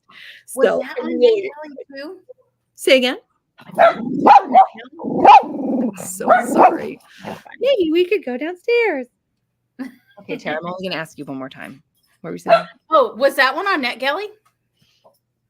Yes, it was. Okay. Yes, it was. And I think I didn't get that one because I hadn't started her series. Oh, okay. Wait a minute, no. All right, wait a minute. It's the one with the pearls in the bathtub. What? I remember that you read that because that was your award. No, that was for Diana Quincy. Was it? Yeah. Best use of pearls in a bathtub? No, it wasn't in a bathtub. But now I need to know. Okay, I'm very confused right now. Okay, oh my gosh. Okay, Tara, can you please talk for a minute? I'm going to remove some friends. Okay. Oh my goodness. I can't see everybody's comments, but I can see a few. And April, a new Stacy Reed, she put a teaser, and I was like on her Instagram, and I'm like, oh my gosh, if there's a new Stacy Reed, I cannot wait. Oh, next month, Kate Bateman's Scandal in July. Is that the one she was talking about? B was talking about, Megan? I think so. Cheryl, The X-Files by Jessica Joyce. Ooh, I haven't heard of that. S.C. Wendell. Which S.C. Wendell should I start with? I don't know, Abby, but I know B will tell you. Yes, new Kate Bateman. I have that arc too. Oh, that's so cool, April. Yeah, I just started Kate Bateman. I think I might have read one of hers, but I just started A Reckless Match today on audio, and I'm loving it so far. So cute. Okay, so Megan says that's a different book, Tara. This is part of the Rake Review series. Okay, so different. I'm all lost on the Kate Bateman. Straighten me out. Was that Kate Bateman? No, not for the one that I gave you. That was from Diana Quincy, this one. Oh. And they use the pearls. Oh. Okay, got it. Okay. Got it. Sorry. There's probably multiple scenes, or multiple books with scenes like that. It takes a village. It takes a village. Thank you again, everyone, for moving along. I'll tell you what, all the dogs are out of the room. Now it's smooth sailing. So here we go. All righty. All right. Let's see here. And thank you, Tara, for being so amazing yet again. Let's see. I'm going to go back into the comments. This was for, this was what Megan had said about our previous one about new authors. I have an Anna Campbell I need to read, 7 Nights in a Rogue's Bed. And then April's, when I asked her what the interesting Holly, the Holly Wild book was, she said the title was The Deviled Egg Made Me Do It. Oh, and SPF me. That's great. I have an arc of Hot Earl Summer too. Great. Oh, yay. Girl, the Winchesters are fun. They are. They are. So far, my favorite Winchesters is The Perks of Loving a Wallflower. That was exceptional, I felt. Beacon by Claire Kent. It's the last book in her Kindle series. Excellent. I don't pay attention to new releases. Yeah, we were kind of talking about that a little bit. Marissa Broadbent's The Songbird and The Heart of Stone. Now I have heard that's a new one coming out. The and third one, right? Is it? Is that the one I've seen so much about? Carissa Broadbent. I see the gal with the red dress and the sword. I'm trying to think. Yeah. What's the title? I don't know if that's. I know there's The Serpent and the Wings of Night, which I want to read. And I know there's another book in that series, but I know she also does the red dress one. That's another series by her. But yeah, I definitely want to give her a try. She seems intriguing. I wanted to, and the last time I did a live, I mentioned that, and several people said, she's too dark for you. So I thought, okay, that's good to know. Oh. But just because it's too dark for me, it may not be too dark for you. I mean, you read Amish, so... B, I'm never going to live it down, am I? I'm sorry. I won't. You're fine. You are fine. I love to rib you about that. Oh, I do. Yes, the turkeys go. Oh my gosh. Yes. The Wedding Witch. Love them. Next month, Cozy Mystery Summer's End by Juno Black, Shady Hollow Mystery Book 5, and Epic Fantasy Wind and Truth by Brandon Sanderson. Wow. Yeah, he's like real fantasy. Yeah. I don't want to say real fantasy. I mean, like, what is it called? Not epic fantasy. High fantasy? High fantasy. That's the word. That is You the can tell word. we're not, our bread and butter is not fantasy when you're like, that's like real fantasy. Can you imagine if Joanna was here? She'd be like, oh. She would be so, oh my gosh, I almost knocked down my computer. She'd be so annoyed with us. I tell you. Oh my gosh, too funny. I have Wedding Witch too, Tara. There you go. Oh, yay, April. We do need to buddy read. It's all coming together, Tara. You're getting it all done. I can feel it. I feel Barely. so behind on romance lately. I have a lot of backlist I need to read and books I own I need to read. I think, Megan, you're just going through a cozy mystery phase. Yeah. And that's going to be great. And then maybe you'll feel a little less excited about cozy mystery and then you'll do more romance, right? I I mean, feel like reading ebbs and flows, oh, absolutely. especially like genres. Absolutely. I love the Wild Winchester. Wild Winchesters. What is that? What author? Erica Ridley. So Okay. The Hot Earl Summer is book, I want to say 5 of the Wild Winchester series. The one I have no idea about, but I just clicked because the title. Well, I tell you, the cover looks very different from all the other covers in the series. If I remember correctly, it looks like a cute kind of a cartoony type It cover. did. That's why I went after it. I was like, "Oh, Erica Ridley. Haven't read her." Yeah. And then I was like, "I love the title," and then the cute little cover. Yeah. And I was like, "I want to read it." It would be magical if I could just grab it, but I'm sure I can't. I'm not going to look because it's just such a disaster. But yeah, none of the other covers in the series look anything like that. So no wonder it doesn't like jive for you as being part of the same series. I totally get it. It's like, Yeah. I don't know. Well, you know what? You'll still enjoy it. You'll still enjoy it. Courtney Milan's The Earl Who Isn't. Book 3 of the Wedgeford Trials is supposed to come out at the end of the month. I loved book 1 and I need to read book 2. Excellent, Paris. Oh, that's going to be great. I really love Courtney Milan. I need to read more. I've only read The Heiress Effect and The Duchess War, I think, by her. Mm. And oh, sorry. I know now I'm trying to think if I'm thinking of the right. I was like, that's Erica Ridley, Tara. It could be. or Kate Bateman or Diana Quincy or what's It happening? could be any author. Abby Jimenez. That's who it is. You know why it's not? It is not Stacey Reed because I know all of her. There you go. I was right. It is. Okay. It's Courtney Milan, but it's not the same series. Oh my gosh, too funny. Too funny. I'm a mess. I love it. Speaking of Stacey Reed, April's excited. If that comes out this year, I'm so excited. I know she dropped some ones on Kindle too. I don't know if they're new books or not. They're not a part of the series I'm reading, which is this one. I believe the next one that she did a teaser of is. Oh. But like she dropped 2 new books on Kindle Unlimited. And they're not in that series, but they're 2 new ones that I want to get to as well. Those are more.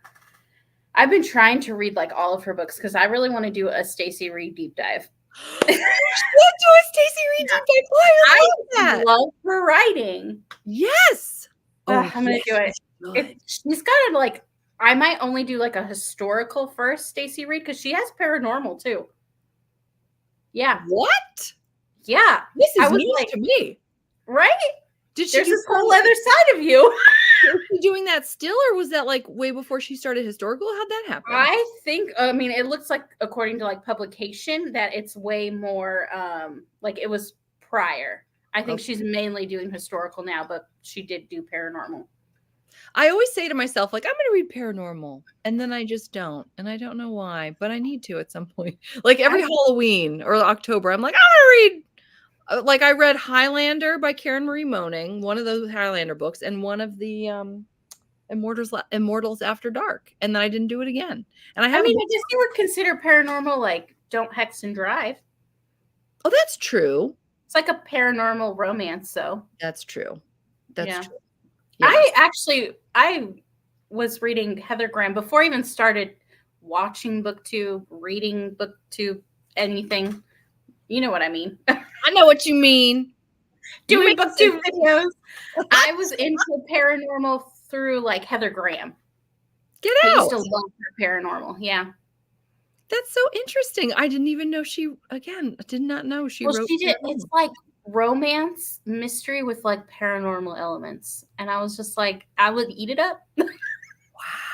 Oh, how fun. I'm gonna have to look into that this October. I'm excited. I'm excited. You know who else I feel like has been throwing out a bunch of releases recently is Scarlett Scott, who I really like, but I cannot keep up. I can't. love her books so much, but she has an extensive backlist. And I've read 2 of them, and I enjoyed both of them. Yes, me too. Me too. So I really want to read more of her. And then I just saw like and I'm in her I get her newsletters as well. And I just can't keep up. And I've even asked her, I'm like, well, are you going to make a second one of the book that I liked, that I love? But of course I can't think of the name of it right now. And How to Love a Dangerous Rogue, because I was crushing hard on the brother. And she said Nando's book is next. And I was like, well, when is that happening? She goes, well, I've got like 5 other books I need to write first. I'm like, oh, okay. So don't worry, in like a month. She gets them out so fast. And I'm just like, oh my goodness. Yeah. I mean, that's amazing for her. Truly. Yeah. Oh, next month's Kate Bateman Scandal in July. Oh my gosh, yes, that's right.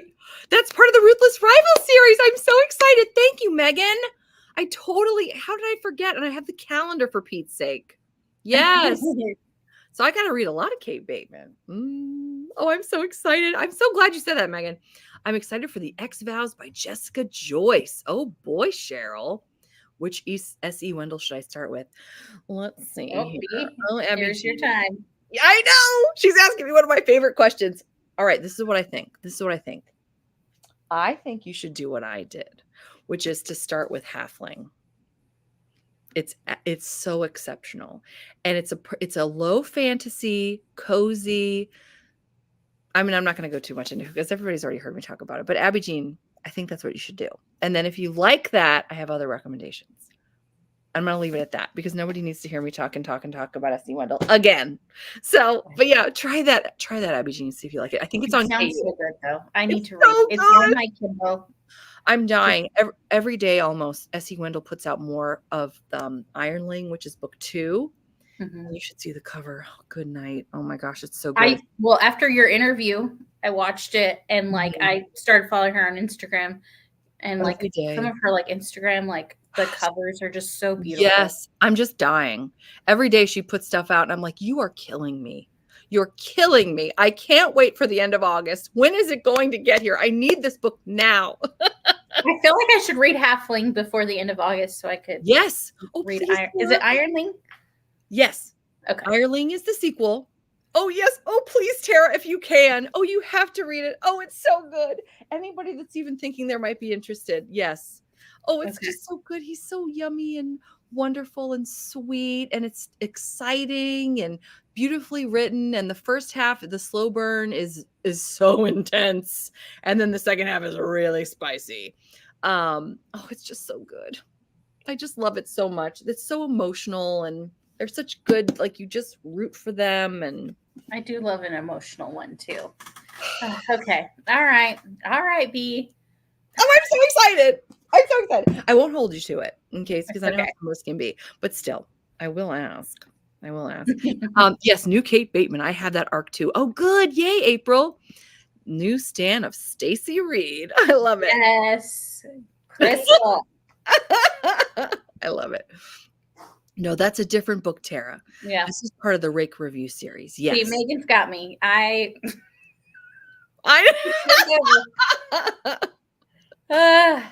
know. I'm the same way. Kate Bateman's audiobooks are great. Yes.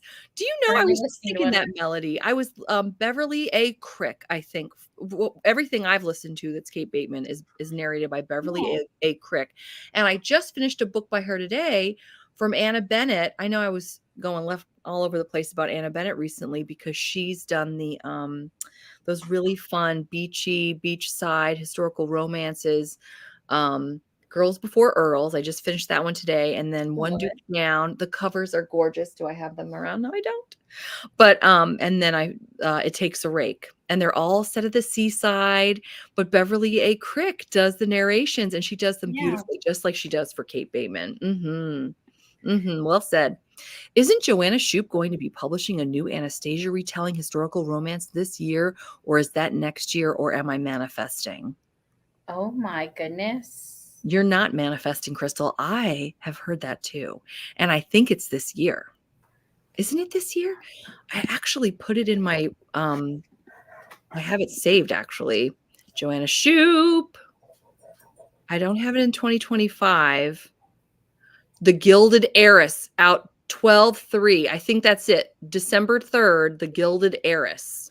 That is the Joanna Shoup release. And I believe that's the new Anastasia retelling. Wow. Exciting. I So would much to love look to read forward to. So much to look forward to.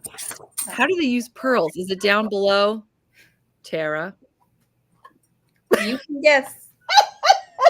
Or you can read. You can read. We don't know which Use book to read. your imagination, but you're not on the right. You're on the right track. You're on the right track. Oh my gosh. Oh my gosh. It takes a village. Goats walk by burping. It's true. B, are you the Twilight read along? Yes.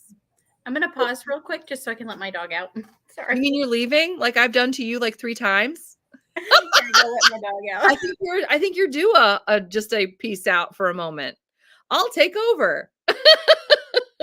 Oh my goodness. Oh, red dress equals slaying the vampire conqueror. Thank you, April, for telling us what we're talking about. I love it. Not the Amish. I know, Deborah. I'm sorry. I had to go there again. I love to tease her. The 6 Scorched Roses by Carissa Broadbent. It's the short one. Oh, that's a great idea, April.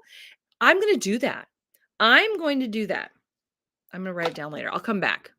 Okay, I'm going to do that because I want to give her a whirl, but I don't, she might be too dark for me. What's up with the Amish joke? Please explain. Okay, so Christina, Tara and I actually once got to get together in person, and we were at a library sale, and there were a lot of Amish books. Tara's back. And Tara's like, I read this one, but it was dark. And I read this other one, but it was dark. And I'm like, why are the Amish books so dark? But she went through a real Amish phase. I'm talking about her now like she's still not here. Oh my goodness. I do have an Amish. Yeah. I don't know what it is. Interest level. Please don't judge me.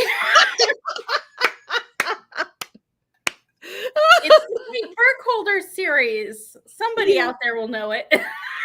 I'm sure. I mean, people love them. There's been a series, so that tells you something. It's not just Tara by herself reading Amish.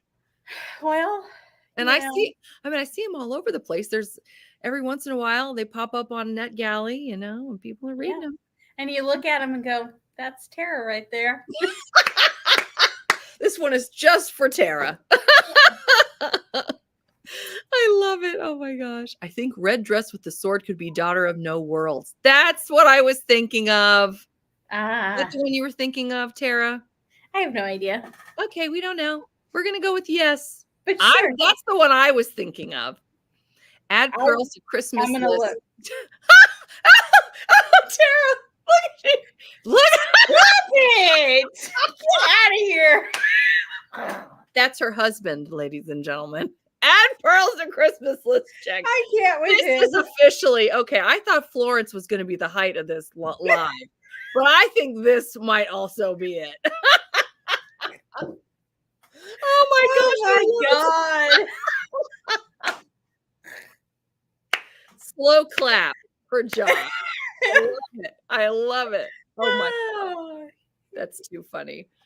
Oh yeah, that too. Oh my goodness. I've been requesting way too many things on NetGalley. Oh, April. Same April. All the time.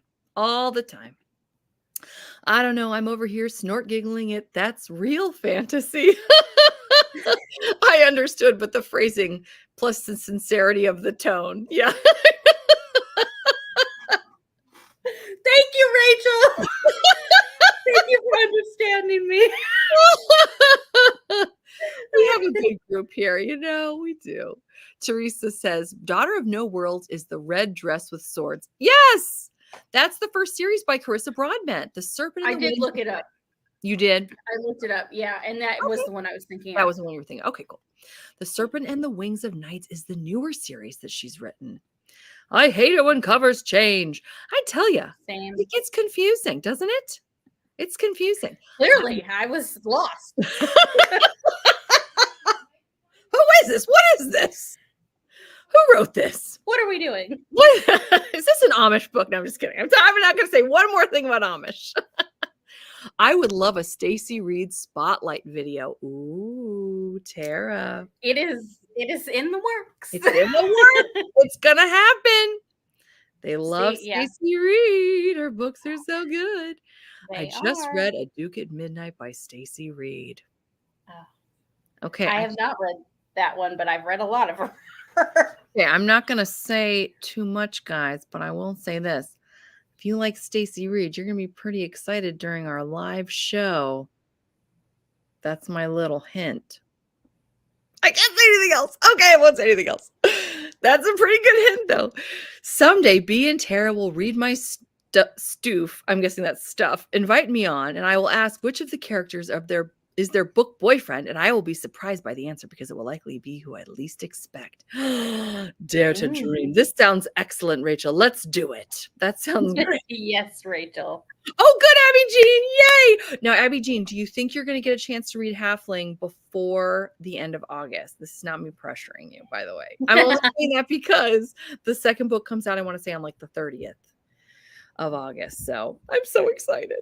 Tara, if you like historical mystery, I would love to recommend to you C.S. Harris, Sebastian St. Cyr series. I may have put the period in the wrong spot or the pause. The first book is What Angels Fear. Ooh, okay. Excellent. Halfling on Kindle Unlimited. Yes, thank you. I know. Mm-hmm. I know. Me and my blue aliens would never judge you and your Amish. You know, thank you. Thank you, Tara. Well said. My husband did that. I know I've told you guys that. There was something I read where I was really put off, and I was like, ugh, isn't that awful? Like I said to my husband, he goes, you read alien romance. And I was like, oh, that's true. None of us can judge anyone else. Everyone has their things. I make no promises not to judge, at least silently. Fair enough, Rachel, as long as it's silent. Fair enough. We'll allow it. I love it. You're both cracking me up. This is why I love the book community. I know, Christina, the best people in the world. Truly.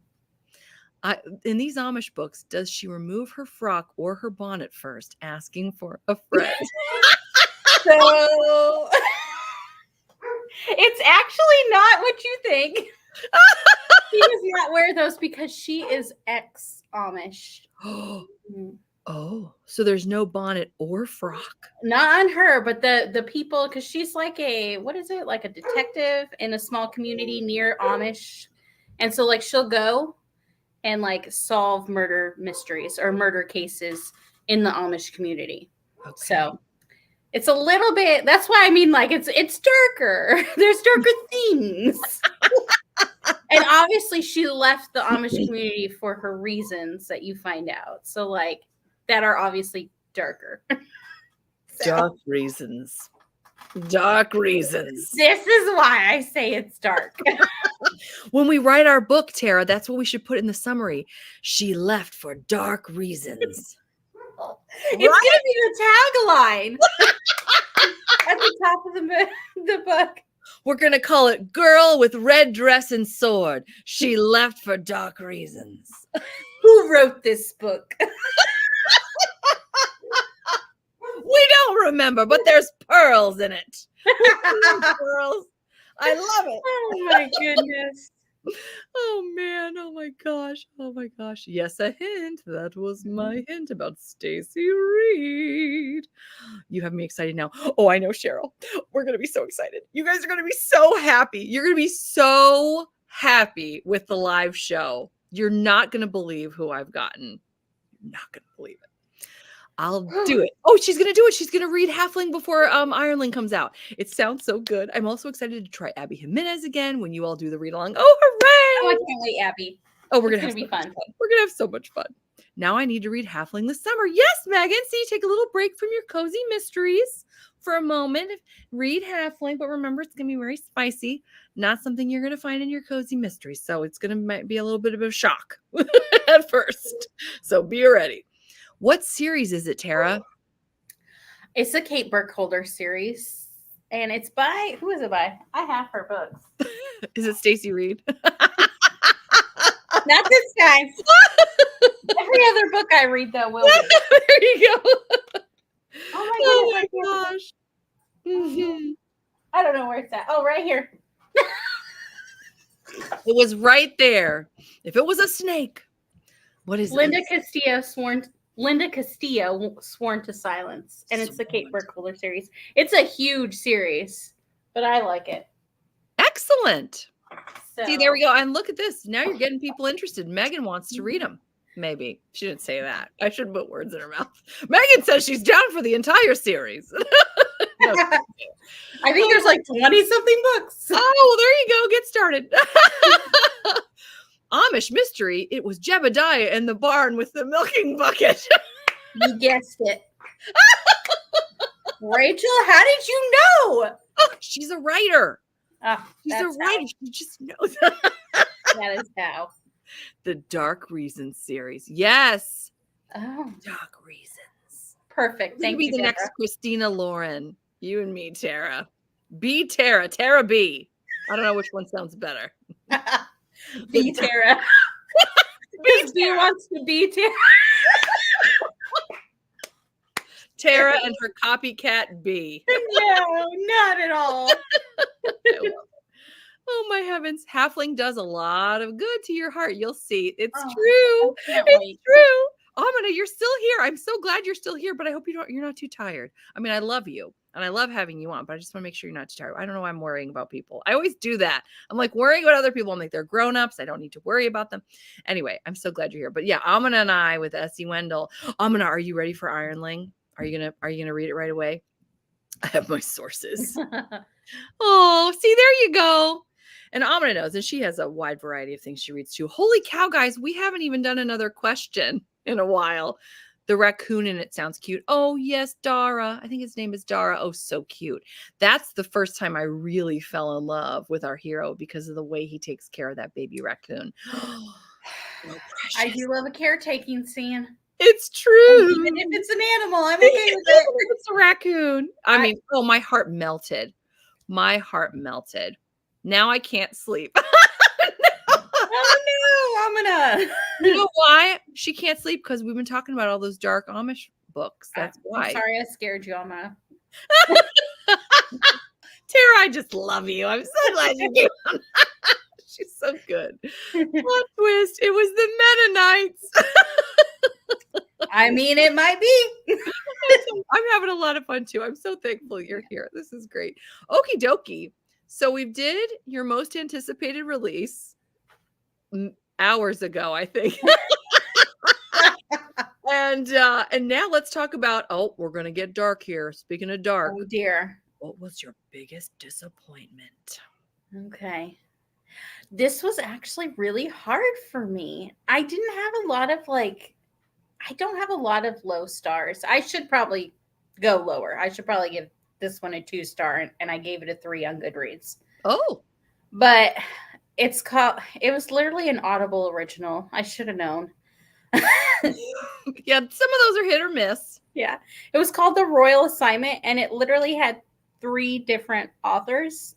That should have also given me a hint. But it had royal. Oh, well, yeah, we do love a good royal book. Yeah. Those can be fun. So that was a disappointment because I had read quite a few good Audible originals, and then they have like that extra, like the graphic audio. Well, this had that, but it was rough because in between it had like random music, and then it would have like heavy breathing. And I'm like, I don't need all that. What? Yeah. Oh my. Wow. Like, not for me. Well, there you go. Good acknowledging of that. Did you want to say any more? I didn't want to cut you off. That's the only one. Okay, I didn't know, because I know some of you got a nice little cute list that I love to hear. For me, my biggest disappointment was probably Bride by Allie Hazelwood. I know a lot of people love it, so I'm glad to hear that. But for me, I didn't really enjoy it all that much. And then unfortunately, along with that, I also didn't really care too much for Not in Love, also by Allie Hazelwood, that just came out this I past haven't month. heard that. I've heard Yeah. that Not in Love. Yeah, that one is a drama. It's not a rom-com. And for me, I'm just learning that I prefer her contemporary, humorous, because which one? Love Theoretically. Was it Love Theoretically? This one was one of the funniest books I've ever read. I was crying laughing. I was laughing so hard. So for me, I've got to enjoy her more humorous contemporary romances. This was definitely a miss. And then with Not in Love, again, it was sort of left me cold. And they didn't have the warmth that I was looking for. However, I will say I was really impressed by the audio. The male narrator and the female narrator intermingled the entire time. It was like listening to a radio show. And when he came in at certain points, like she was at a party or something, and she's narrating herself and then whoever the other characters are. And all of a sudden he goes, Rue, with his super deep voice. Jason Clark, oh my heavens, he's fantastic. He kept saying, her name is Rue. And he kept calling her Rue. Like, I got goosebumps. Though he delivered. He performed that beautifully. So if you're thinking of listening, still give it a try. There was a mystery element. I thought about DNFing it a couple times. I know Crystal of Crystal's Bookish Life, she did wind up DNFing it. She didn't care for it, and that would have been a good clue for me too, to know that it was not quite my cup of tea. But yeah, so those were mine. So yeah, and I think she's setting up another book in that series too. But in the Bride or the Not in the Not in Love series. Okay. Yeah. But I think I'll probably go ahead and skip it, just because I don't think it's really for me. So, but it's good to know, if it's not your thing. So yeah. I did read The Love Hypothesis by her, and I enjoyed that one. And then I have the second one, Love on the Brain. And then I read her short story one. Yes. Yeah. Short stories. And I enjoyed those. But I've just heard such mixed reviews about the other ones that I'm like, there's so many books to read. Yeah. And if I know from trusted people that we kind of have the same, I'm like, oh, I don't, that's so much time.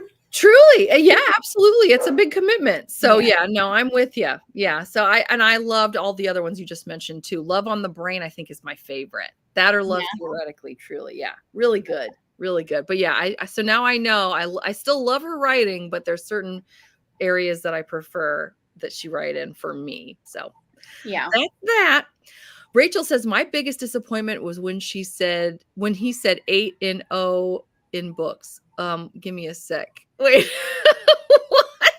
What? Oh my gosh. Amina says it's 3 a.m. Oh my heavens. Amina, you're a superhero.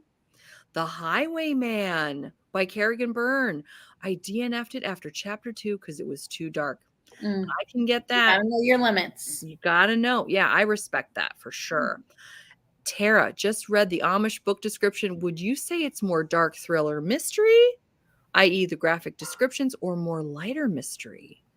I would say more dark. It does have graphic descriptions of violence. So I don't know. If you're not into that, that's definitely not something. It is not lighter. I think the mystery aspect you could probably solve, or not solve, but you get the idea of maybe who done it.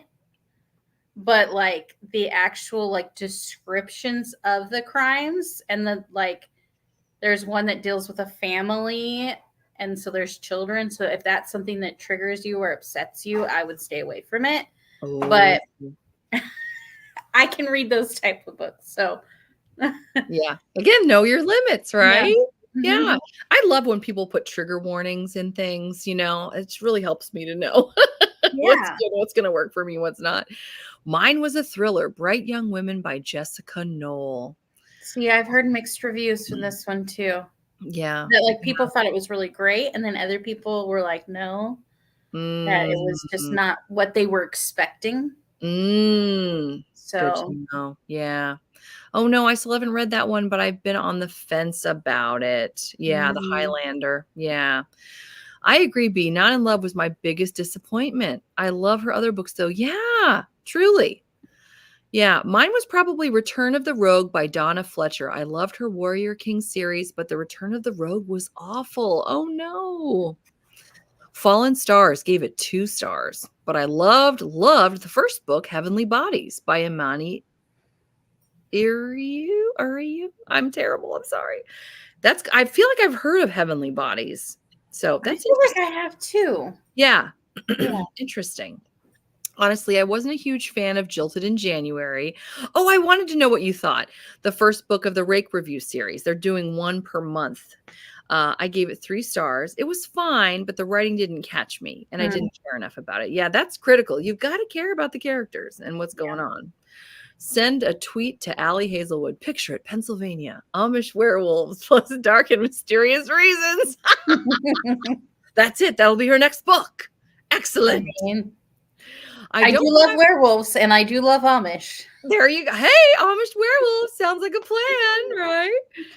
I don't have that many unfortunate reads anymore. I take my picks from you. Oh, Amina, I'm so happy to hear that. That's a great answer. Yeah. That's true. Like, I get a lot of my recommendations from like people, like I said, that I either follow and we have similar, tastes, or just ones from like authors that I know I love. Yes. So I feel like I didn't have a lot this year. Yeah. See, that's it's good and bad if you are one of the first people to read, like with the NetGalley arcs. Sometimes nobody's read it yet.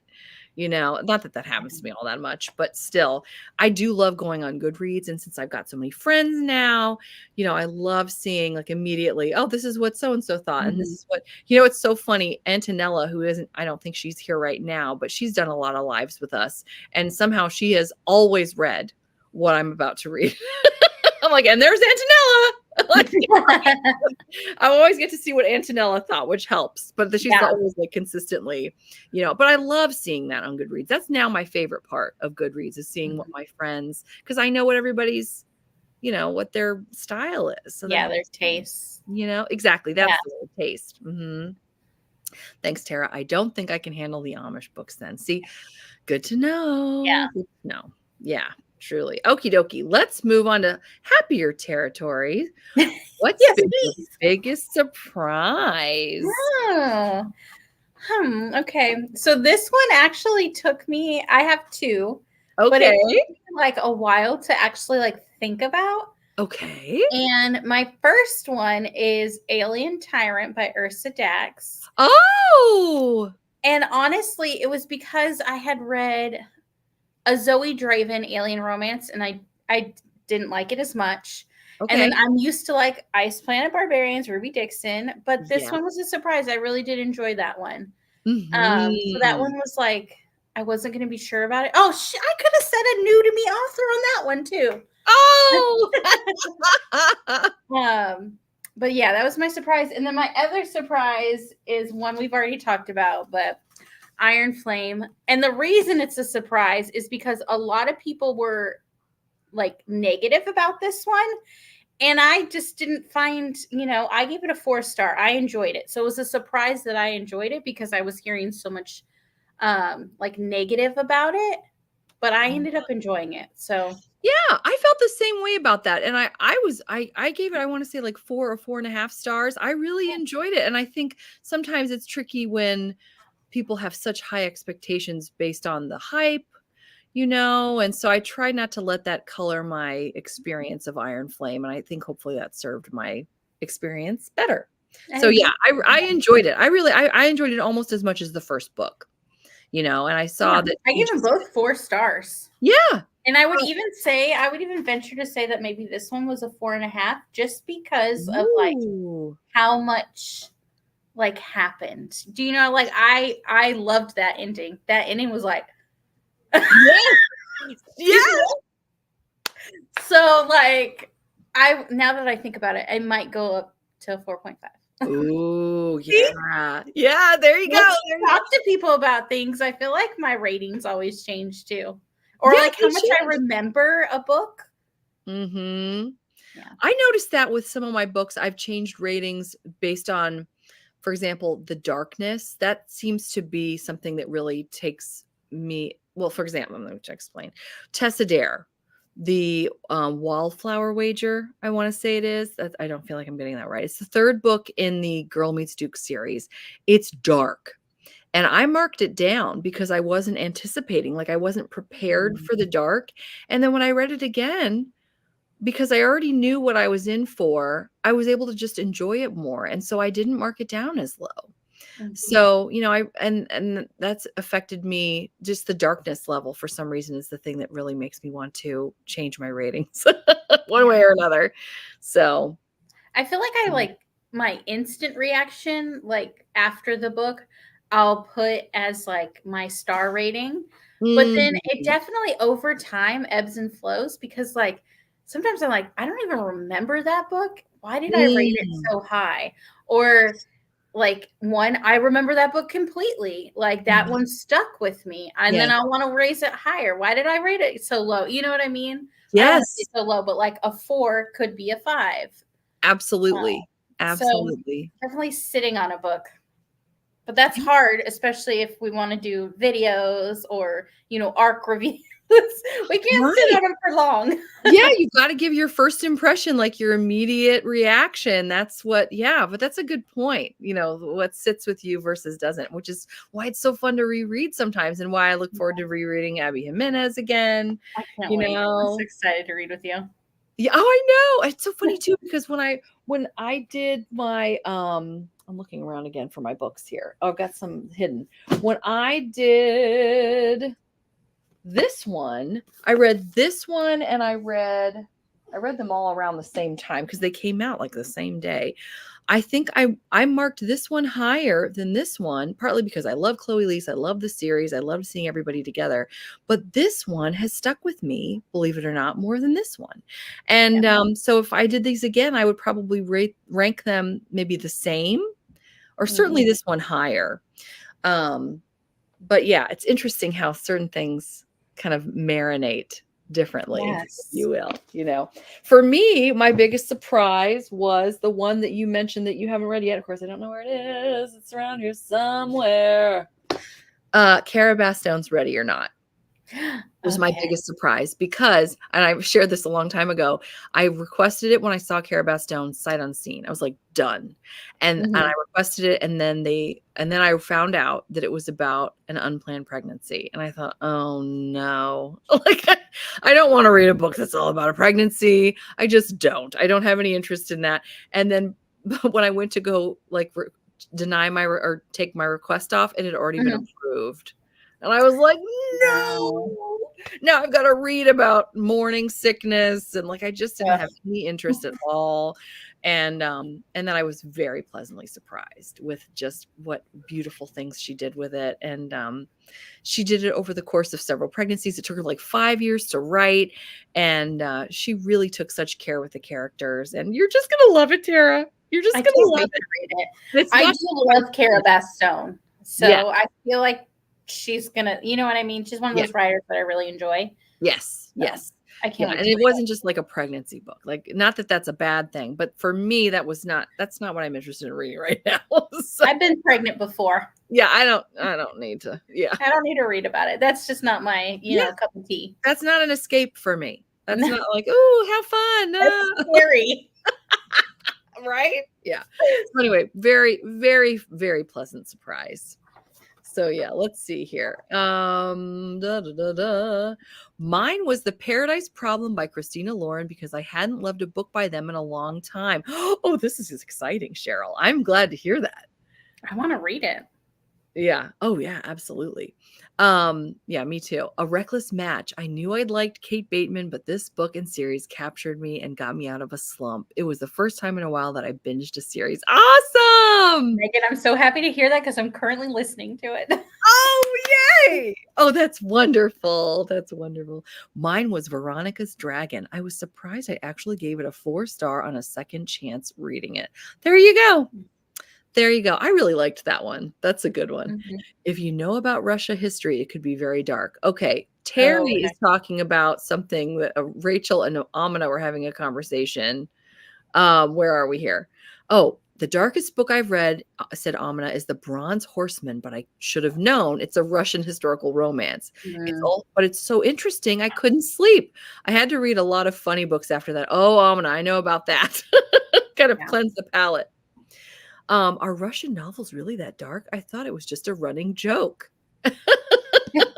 I have heard that as well. Yeah. A good question.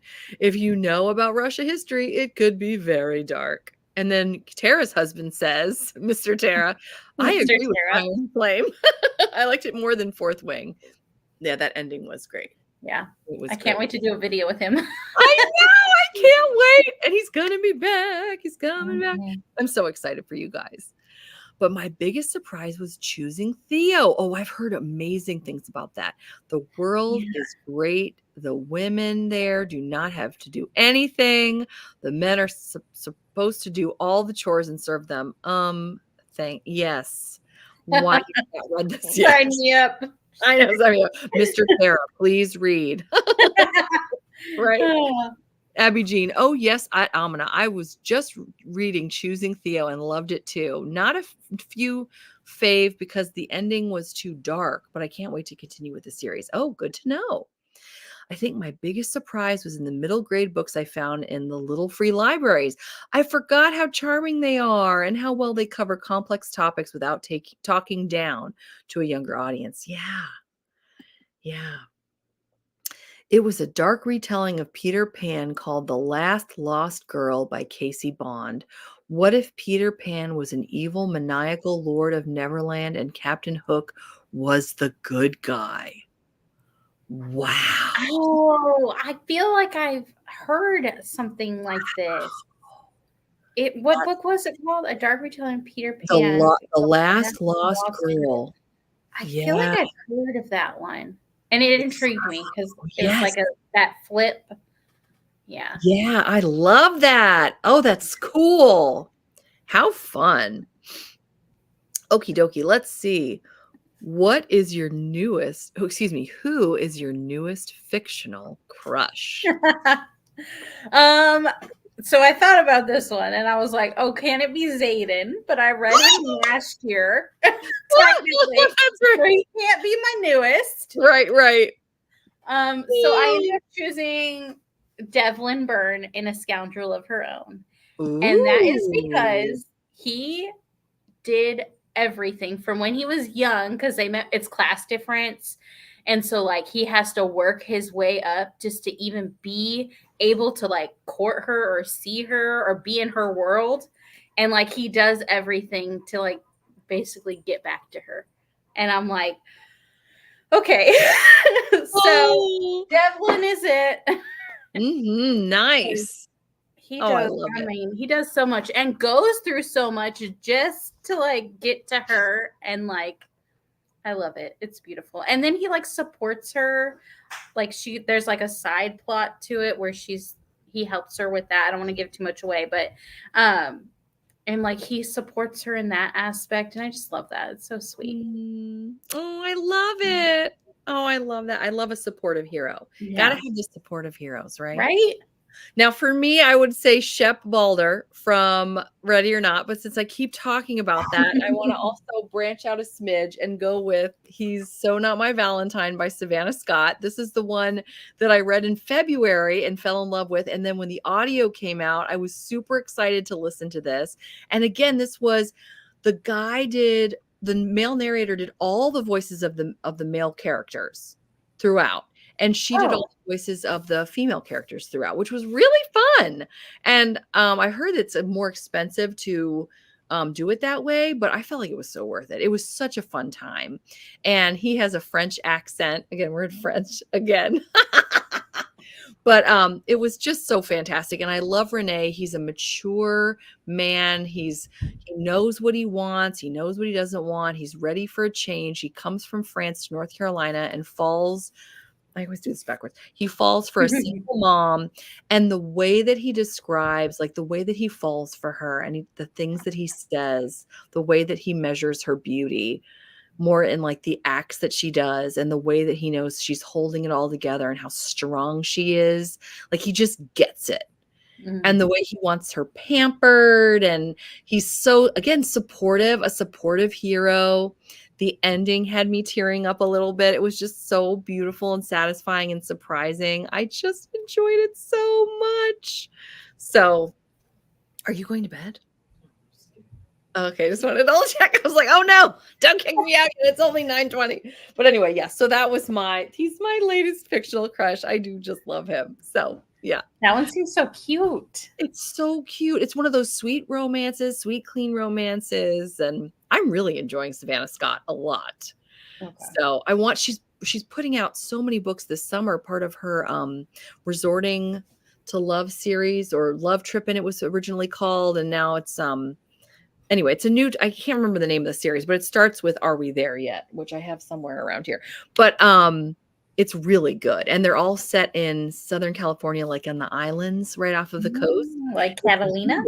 Yeah, it's really fun. And unfortunately, I don't have time to read all of them. So it's a bummer. And Resorting to Romance just came out today. It was released today, and it looks just fantastic. So yeah, it's just finding the time to read them. That's so I'm going to have to read them. I grew up in California. Oh, well, there you go. That would be fun to like kind of read about. So fun. Yes, you have to, and then you have to let me know. That would be great. Amina says, I love this. You know what they say in French lit, you die for love. In American lit, you die for freedom. In English lit, you die for duty. And in Russian lit, you die. Why is that so accurate, Amina? Oh my goodness, that's so true. Oh, I love that. I love that. So Terry says the Duke of Bestwick. And I remember when we did Hannah's, was it Hannah? No, Crystal. I'm so sorry. Crystal's recent historical romance readathon. I know Terry was reading that and she really enjoyed it. I still haven't had a chance to read that one yet. Me neither. You know, Crystal bought it for me for my birthday. She did. Yeah, oh, that's right. Oh, that's right. Yeah, oh, I just love it. Oh, I can't wait to read it. I know. I've got it around here somewhere. Nope, can't find anything. I don't know why I bother looking. Everything's I have it right here. Also, The Gentleman Devil. That's another red dress cover, if I remember correctly. Right? Yeah, there it is. There it is, Terry. So pretty. So pretty. Oh, gotta read it. It's a Beauty and the Beast retelling, I believe. Yeah. Ugh. I don't get many fictional crushes because I'm usually looking at, are they a good match for the female main character? A good question. A good question for sure. Ashtar from Veronica's Dragon. He turns into a dragon. So cool. I love how our heroine in that book is such a klutz. And he says things like she could cut herself on a smooth stone. He's such a hoot. He's really fun. Oh, yes. Thank you, Abby Jean. But I did accidentally write a fictional crush. You accidentally wrote a fictional crush. I love that, Rachel. Just didn't realize it until I started editing the rounds and it was all, no, this is the goodest boy. I just can't let him die. Thank goodness you didn't let him die. California grew here too. Oh, look at that. You and Christina. Supportive hero who pampers, does all the chores, serves and controls shadows. I think I can handle that. He already does all of that, so he's one of the good ones. I love it. He's my OG. I love it. He's my OG fiction, or not fictional crush. You know what I mean. Non-fictional crush. Yeah, right. I love that. Immigrated to California, decided I liked it, became an American. Gimme fireworks. Yes, we will. In about, what is it, 9 days, 8 days, 6 days, however. Coming up. 6 days, I think. I've got about a dozen blue crushes going on now. Do I have to name them all? Hubby is watching this live with me. You see nothing, hubby. I love it so much, Deborah. The alpha readers had a choice on who dies and who mostly-ish lives. Poor fellow got voted off, but I'm the pen god and I reversed the situation. Good for you, Rachel. Good for you. I'm still, me, I'm not going to say the character, but me, Tara. There that one character in Iron Flame that I'm like, can we bring that one back? I'm still having trouble letting that go, but I'm not going to say anything. Anyway, okay. Moving along. Who is your newest favorite character? So I have 2. Okay. Yeah. Who would have thought? Who would have thought? I love it. Sorry, Wait. my children. Okay. I was like, wait, what just happened? On this internet? What's happening? Well, they're both like strong female characters, which obviously I enjoy. One is from where is it? An Offer from a Gentleman, which I had, but now have no idea where it's at. I love Sophie. I just love like its class difference in this one, and like she has to endure a lot from like her stepmother and then being on her own and then just everything. And I just love like her strength, but then also like she does not like Benedict get anything. Oops. Like get away with anything. I almost knocked it down again. Oh no. And I just love that about her because she's like, well, no, like I am lower class and this is what I have to deal with. And he's like, oh, okay. All right. And I love that. And then another one that I read just recently, just like I think it was last week, was Serpentine Valentine by Gianna Darling. And her name is Lex. And like the whole thing, it's like a Medusa retelling. And like a dark sapphic Medusa retelling. Whoa. And she has to endure a lot in the beginning. It like sets up where she gets sexually assaulted, and that's in the thing. And then like just coming back from that and like her being strong and like coping with that and like dealing with people who didn't get like basically didn't get justice for what happened to her. And I was like, oh, so like I just like strong female leads, and those are the two that like stick out in my brain. Nice. Oh, that's wonderful. Very different. Yeah, right. One dark, one light. Yeah. You're so varied in your reading choices. I love it. I truly am. Yes, you are, and that's a great way to be. And then you get the variety, so you never get bored. For me, I actually, and I'm going to tell you guys right now, I'm having her on, I want to say next month, Gabriela Gomez. I'm so excited. And I'm working with Forever. I was like, I better get this right. Forever, we're going to do a giveaway for these as well, because this is coming out next month. And oh my gosh, I love the people at Forever. They're just so sweet and wonderful. But anyway, I adored this book. It's The Next Best Fling, and it's about a librarian, a Latina librarian who is plus size. And I just felt like I was on board with her from minute one. You understand, for the most part, there was one little part at the third act where I'm like, do we really feel this way? But for the most part, because this is a really complicated plot, and I felt like I just really could connect with her. She's got a great head on her shoulders, and she's dealing with a lot because this is actually a love square that's going on in this book, where she is in love. Her very best friend is getting married to the woman that he's been crushing on for most of his life. Like both of them have had very long crushes on the groom and the bride. And so they work together to try to get through it. And she's just such a rock. But she's real too. I thought that the way that Gabriela Gomez wrote this character was just brilliant. It was tricky because there's some heaviness that I didn't anticipate in the book. I think there's a lot of good discussion that can be had for like if they do I think it might even be in here. Yes, there is a book club question thing, because there's a lot that you could discuss about this, but I thought it was exceptional. And I loved this character. Again, talking about strong characters. And it also reminds me of what Amanda was saying earlier about one of the main heroine in taken by his sword. We were just talking about Florence Bliss's character, the female heroine, being vulnerable and strong. Mm. And I feel like Gabriela Gomez also does an exceptional job doing that too. So exciting. This book's going to do so well. People are going to love it. Say again? You've read so many good ones. That one sounds good too. It's so good.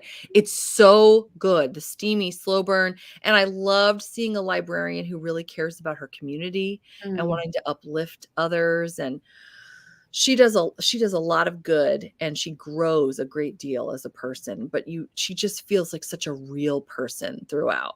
And I haven't read a lot of, rom-coms by debut authors that have that. Yeah. Like often they feel that kind of a caricature or two-dimensional or zany, like they just go zany. Yeah. And she's just so beautifully fleshed out. So this gal's a standout, and this is going to be a great series. I'm telling you, I'm calling it now. She's going to be big. Big, I'm telling you. Gabriela Gomez. I'm covering as I'm talking about her, I'm covering her name. That's helpful. I do that all the time. Right? I did that once, and I was doing a short, and I was like, I loved this book. I was like, well, that's helpful. Good job, B. Oh, well, live and learn. I'm going to pause real quick, or I'm going to mute and make sure. Yeah. I'm going to tuck my children in, and then I'll be right back. I think you do at least 2 more, just like leaving, just walking away. Well, mark it down. I'll hold down the word.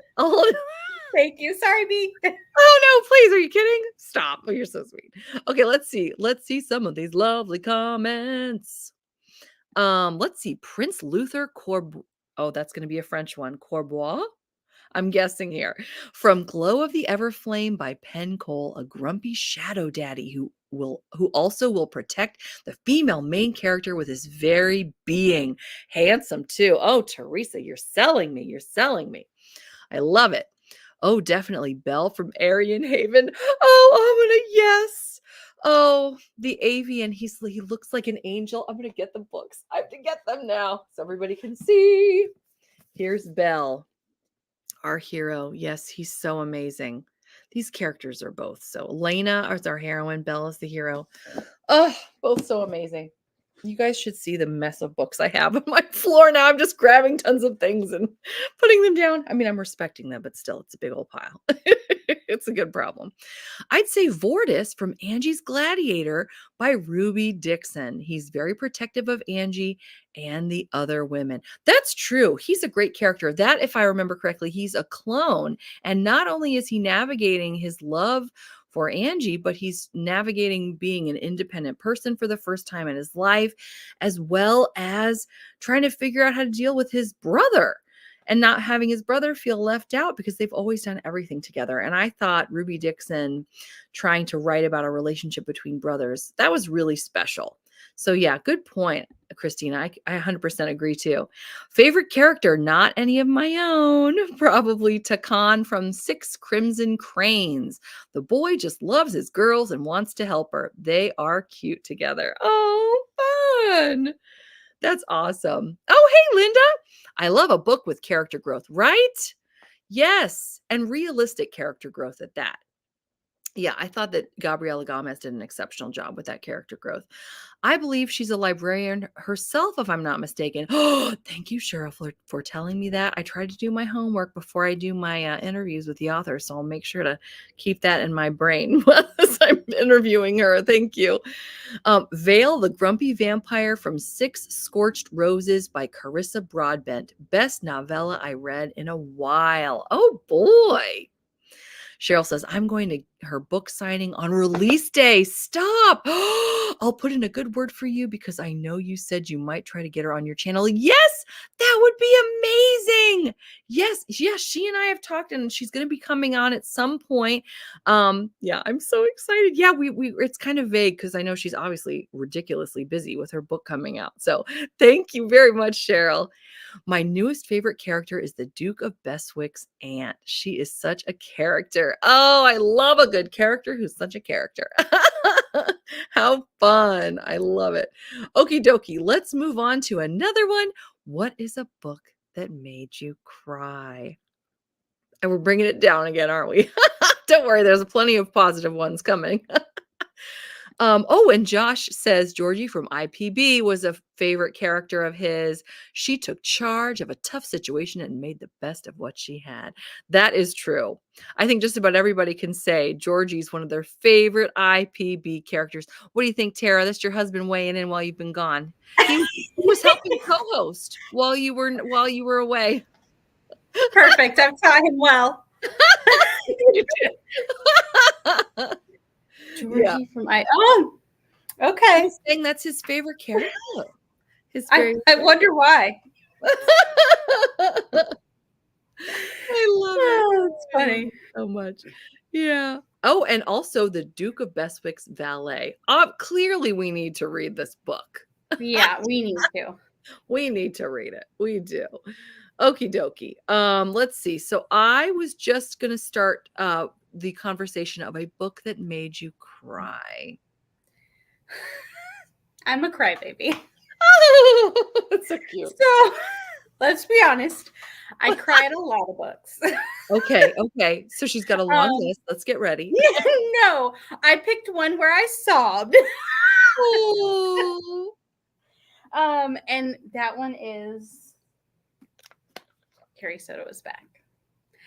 And there's one scene in it that it hit me in the feels. And I just cried and I was just like, oh my goodness. But I always do. I get a little misty-eyed at not like full on tears, but I definitely will cry at a lot of books or like at least get my little, Yeah. No, I know. I do the same thing. I did that with this book. I got a little teary. I still don't know why I didn't cry just for the summer. You wait, when we do the rereads when I do my reread as part of our read along, I'm going to be like, it was so good. Finally it'll happen. For me, the last time I really cried, it's so funny. Amon and I were just, she just mentioned this, but in Airy, I cried so hard, and I can't talk about it because it's a really critical scene. Amina knows what I'm saying. If she's still here, I don't know if she's still, because it's like 3 a.m. where she is right now. Yeah. But oh my gosh, it was so heartbreaking and then so good. And I just cried and cried and cried. It was so incredible. So this one is, I can't recommend it highly enough, but yeah. Oh my gosh. Okie dokie. Let's see. I don't think I cried, but The Diamond and the Duke would be close. It was very emotional with lots of trauma for both the characters, and the healing they go through is beautiful. Love that. Oh, yeah, that's wonderful. The last book that made me cry was Harry Potter and the Deathly Hallows. Back when I first read it in 2017, I cried towards the end. I want to reread the entire series. That would be fun. I'm currently reading the entire series with my kids. We're on book 4. Oh, yes, book 4, the big one, the thick oh one. Yeah. Oh boy. Oh, that's gonna be fun. I'm a crier too. Thank you, Carol. Criers of the world, where my criers at? That's right. Let's get our tissues, throw them in the air. Wave them around like we just don't care. I love it so much. I love when you have great side characters. Yes, you need them. You need them. I just finished A Court of Thorns and Roses, and I cried during that one near the end. See, there you go, Tara. Okay. I know you're thinking about reading it. Hubby and I just rewatched the HP movies last week. Oh, Harry Potter movies last week. We're looking forward to rereading them too. How fun! Oh, that'll be fun. Yeah, we've been reading the book and then watching the movie. Nice. That's great. All right, now we're gonna mix it. We're gonna go back up to the top here in the happiness area. What is a book that made you extra happy? Oh, I need to look at my list. Hold on. She's got a list. Oh, okay. So The Princess and the Grilled Cheese Sandwich by Dea Jimenez. That one I can remember actually just making me so happy. I loved all the grilled cheese puns. Yes. It is a graphic novel. Yes. And I just loved it. There was just something just so heartfelt, or I should say heartwarming about it. and I don't know, it just made me smile. So, and I was going through like a slump at that time, like a reading slump. So I needed that. And so it came at the perfect time. Oh, I love it when that happens. That's Yeah. just tremendous. I actually just got that book. I had it on my wish list, and Yeah. thanks to one of my lovely people who got me a gift card just randomly on Amazon, I was able to get it. So funny, my 4-year-old yesterday was looking through it. I made sure to like make sure there was nothing Yeah, I don't think there's scandalous. anything scandalous But in she it. was basically like reading it.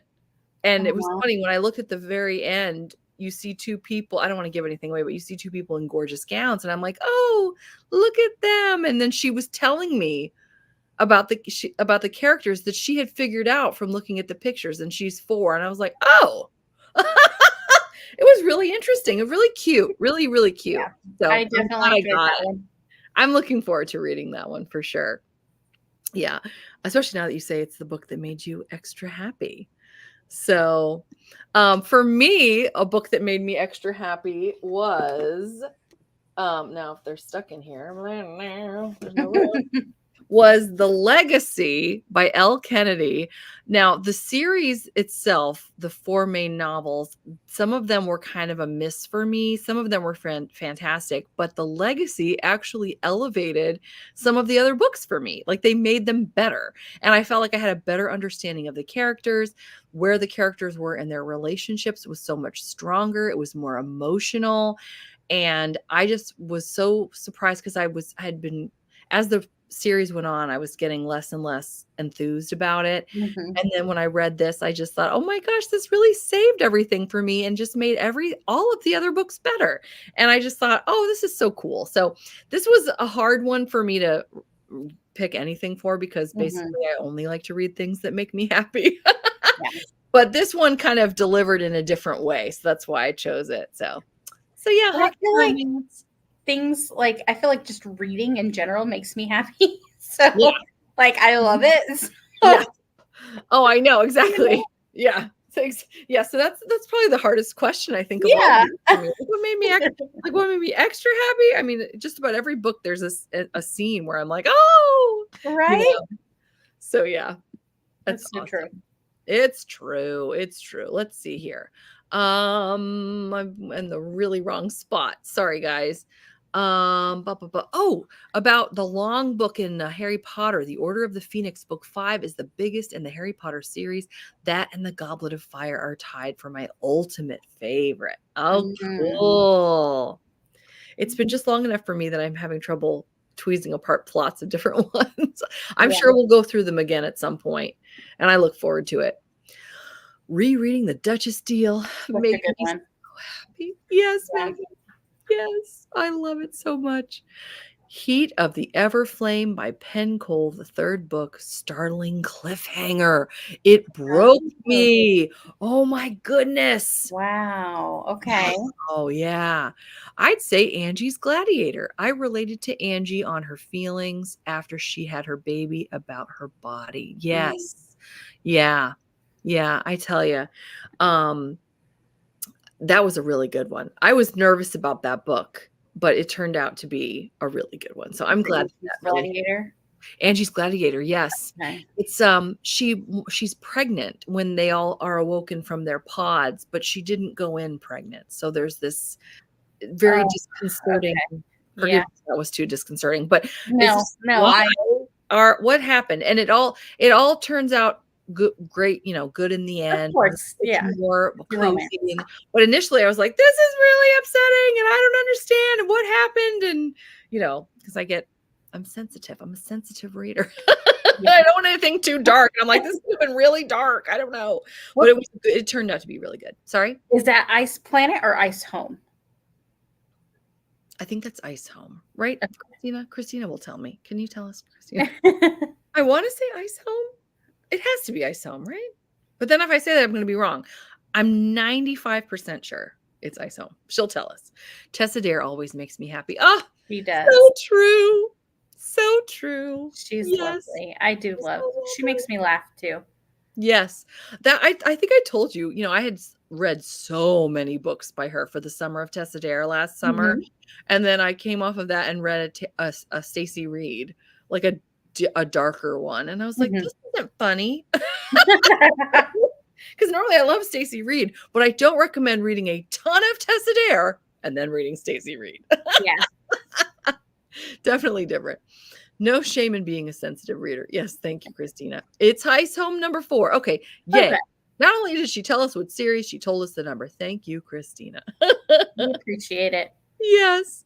Okie dokie. Guys, we only have 2 questions left, and we've only been going for nearly 3 hours. Good night.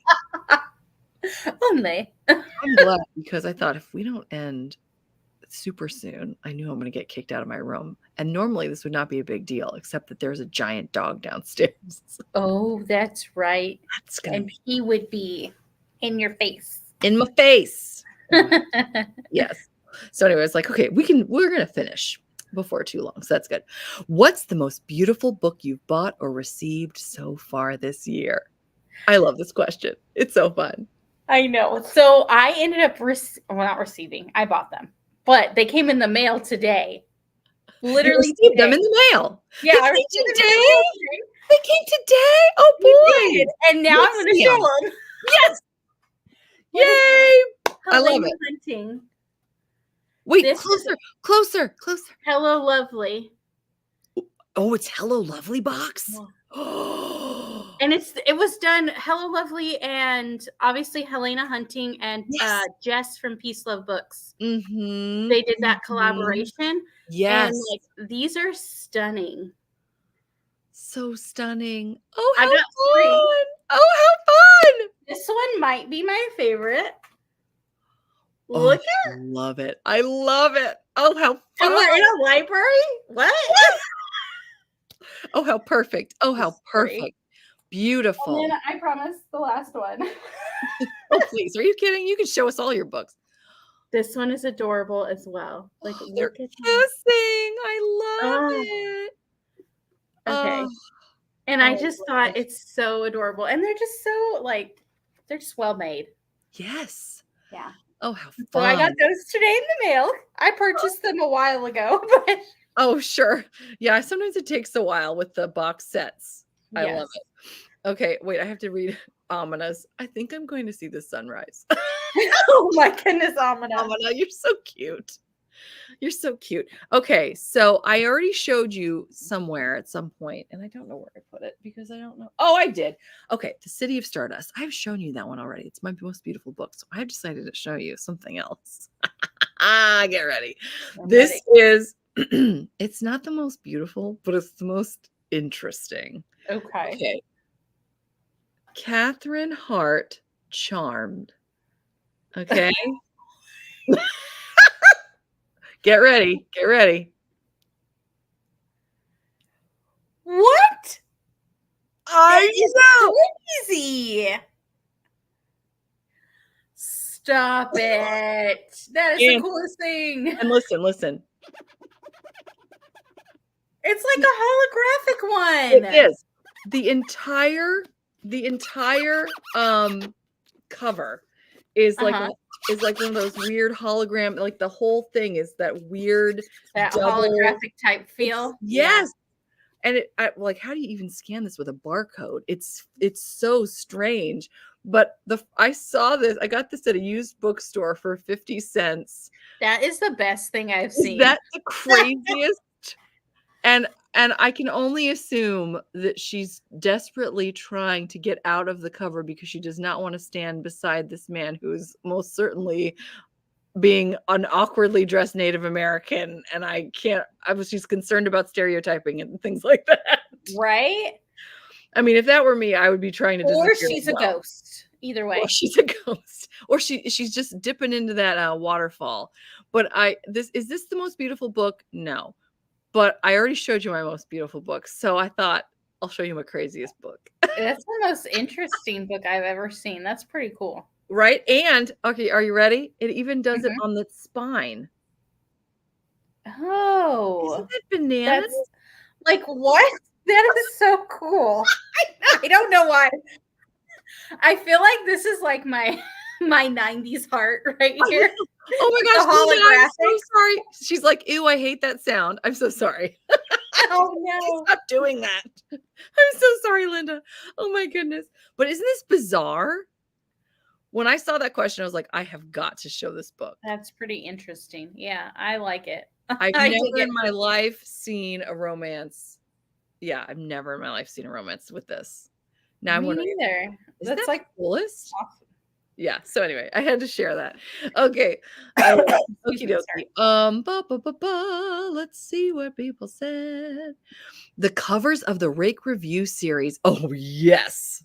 And they've done the calendar too. Yes, those are gorgeous. I Oh. bought the first 3 in paperback just because I love the covers so much. I know. I'm so in love with the June one with the guy in the kilt. Yummy. Love. I'm actually sad it's almost July. I'm like, oh, I don't get to have my beautiful Highlander because he is beautiful. Tears of the Sea by Mary Lou Tyndall.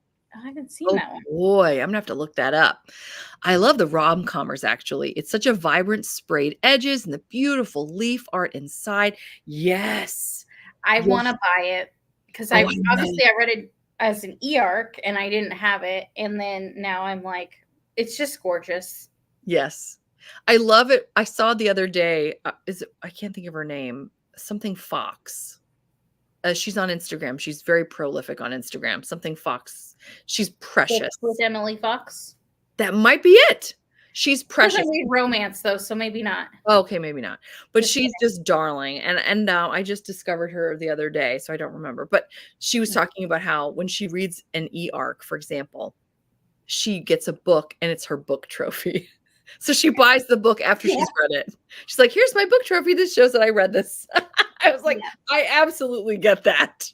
I have definitely done I mean, that. half of these are what they. Yeah. So true. I love it. Yeah, those colors though, you can even see on the e-arc. Those colors are just beautiful. It was so stunning. I loved that book. Yes, I did. That's another one that made me cry. Yeah, it was good. It was really good. It's a historical romance when he was wicked. Bridgerton series by Julia Quinn. Such a happy ending. Oh boy.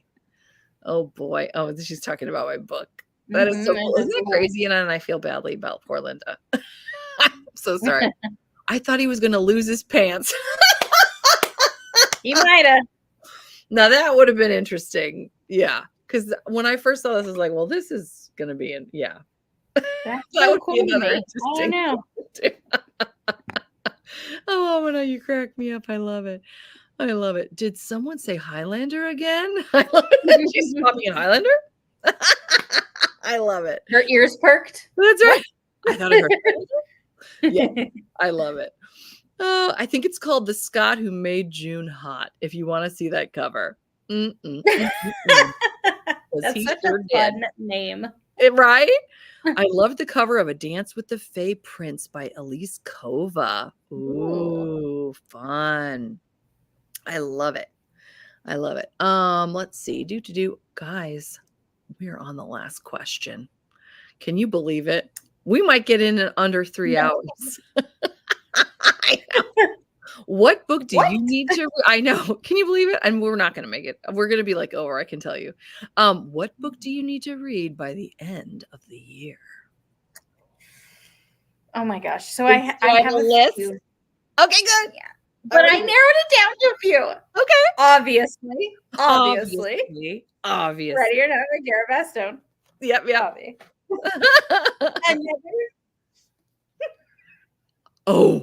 Oh, yes. Hello, Stranger by Catherine Center. Yes. Excellent. I need to read the bodyguard by her. Yes. Oh my gosh. So that is those are like 3 that I really just want to get to. And I guess another one that I've been putting off is Beach Read by Emily Henry. Oh, that was great. That's a good one. Yeah. That was a heavier one. So many. Oh yeah. Well, and Forget Me Not goes into the characters in Forget Me Not are in Not Another Love Song, which I think comes out next month. Yes. Okay. It comes out next month. And I just read it and I loved it. And it's actually based on, I don't really follow Star Wars, but I thought it was really fascinating that it's based off of a fan fiction that Julie Soto wrote about Kylo Ren and Rey, I think her Okay. name is. Yeah. And then I was like, oh, okay, I get it. But it was really good. It was really good, and he had a lot of Okay. same I characters. can't. That's her new one, right? Not Forget Me Not. Yes. It's not Right. another love song. Yes. Yes. That's the So, newest one coming out, right? yes. Okay. So Forget Me Not was last year, which is being optioned for a series, by the way. Really? There's like there's a villain in it that's just so fun. It's Oh, I can't wait to get to it. That sounds when I fun. read it, I said, this is going to be a movie. I can tell you right now, it's going to be a movie because she's Yeah. a screenwriter. That was her other thing. She Oh. did fan fiction. She was a screenwriter, and then she became an author. And I was like, oh man, do I see this when I read this? And sure enough, Forget Me Not's been optioned as a series. So, and with Not Another Love Okay. Song, it's also exceptional. Just exceptional. You will love it. And it's about the love between. She talked about, Julie Soto, the author, talked about how she went to a classical performance, one of those where you've seen orchestra perform, and she noted that the cellist and the violinist, where they sat on stage, they were basically staring into each other's eyes the entire time. And she goes, that would be a banger, I think is exactly what she said. And so she wrote this incredible love story about the lead cellist and the lead violinist. I love it. That sounds good. It's so good. And I don't know music at all. And I feel like somebody that really does know music would probably get twice as much of what I got out of the book, but I still thought it was exceptional. I had a great time. So if you know music at all, I think I even more highly recommend it. It's just fantastic. Yeah. So yeah, good stuff. Okay. For me, I said that, and again, like looking at my NetGalley, I want to read Fated by Sarah Reddy, which is the book. I've been reading all of her Ghosted series. It's sort of like a paranormal romance series where in this one, Fated, a woman keeps dreaming about a different life where she's living on an island and married with kids, but that's not her reality at all, but it seems real. Yes, I saw that one on NetGalley. I almost asked for it. Now I'm wondering, should I? It's going to be so good. I love the first two books in the series. So I'm just so beyond excited about that one. And then The Fiancé Dilemma by Elena Armis. I love her books. The last one, which one was that? The Long Game was a bit of a miss for me. It was still decent. One half. It was a miss for quite a few people.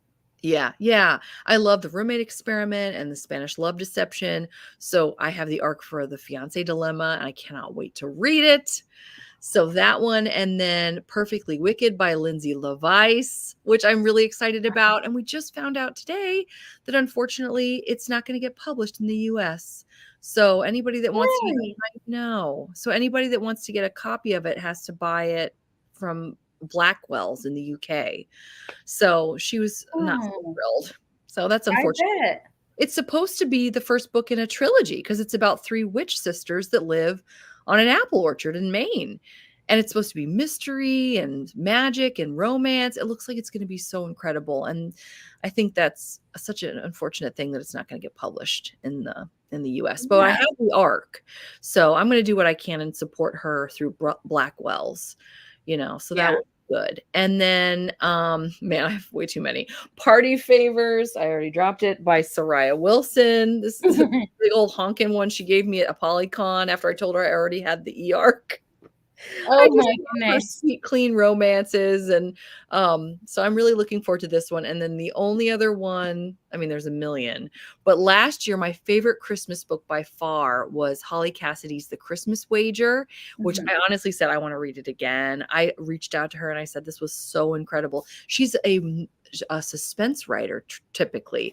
And so the suspense she kind of wove through this holiday romance, like rom-com, was so good. I mean, it hit on so many different levels so perfectly. I think I gave it 5 stars. Anyway, she just released on NetGalley the Christmas, let me double check, the Christmas Countdown. And it's coming out in October. Okay. So I went ahead, even though I didn't have time, because it's the same day that the Christy Caldwell comes out. man. But I still requested it and I still got it. So now I still have to do 2 at once. But I'm really excited about the Christmas Countdown by Holly Cassidy. If it's half as good as the Christmas Wager, I'm in for an excellent time. So, Yeah. and then there's I want to read the Christmas Wager. That's been on my radar. I hope you do, because it's so good. It's my favorite. I read a lot of Christmas romance last year, like way too much. And that one was a huge standout, like head and shoulders above anything else I read. So highly, highly recommend. So, okay. Sorry. And I talked too long and I had a long list, so I couldn't help myself. You're fine. You're so sweet. So many. Yes. Right? So many. Let me see. I don't want to forget anybody. Oh, I'd like to read Game of Thrones. There you go. What's the name of the book with the cellist? Oh, Not Another Love Song by Julie Soto. And it is coming out in, I want to say, mid-July. Yeah, Not Another Love Song. It's so good, Terry. Sounds good. So good. So many to read, but I need to finish reading Oathbringer, Book 3 of Stormlight Archive Real Fantasy. Oh, Tara. Oh, Megan. Real Thank you, fantasy. Megan. I love the little inside jokes. I love it. I am 666 pages, and that's only 53%. Good Oh my grief. gosh. Like War and Peace. Good grief. Right? It's amazing. Josh says, I need to read Terminal List by Jack Carr. I watched some of the show and it was really good.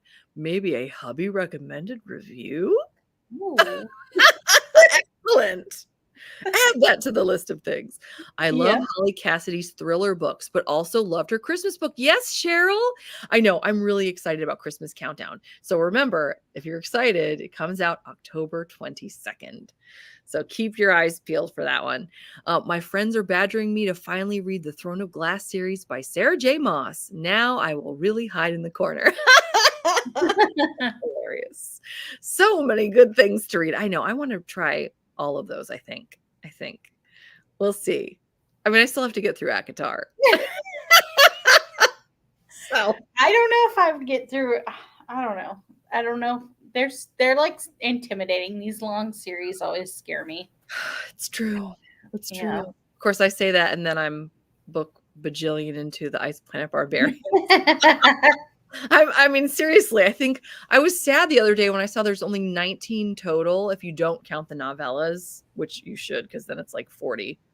And then Ice Home, and I'm like, oh my gosh, if I read one a month, I'll be done by the end of 2025. Already? Oh, Amina says, I want to have more Rex by Josh. We're gonna get him to start his own channel. There we go. Josh talks books. I love it. Oh my goodness. Oh my gosh. Knockout by Sarah McLean. Yes. And also Taken by His Sword. Yes. I mean, 17. That one does sound really good. It's so good. I have to say, authors or publishers, PR companies, whatever, will reach out to me. And about half of the time now, I'll be like, that's not really my style, but thank you. Like sometimes they say things and I'm like, that is terrifying. Like, please don't make me read that. But I've when had a few independent ones, like independent authors, reach out to me. Yeah. And I have to unfortunately say no, because it's just not, it's not my, cup of tea. And I wouldn't want to, read something and then give you a bad review or anything. You know what I mean? Because it's just not mine. Exactly. I feel bad, but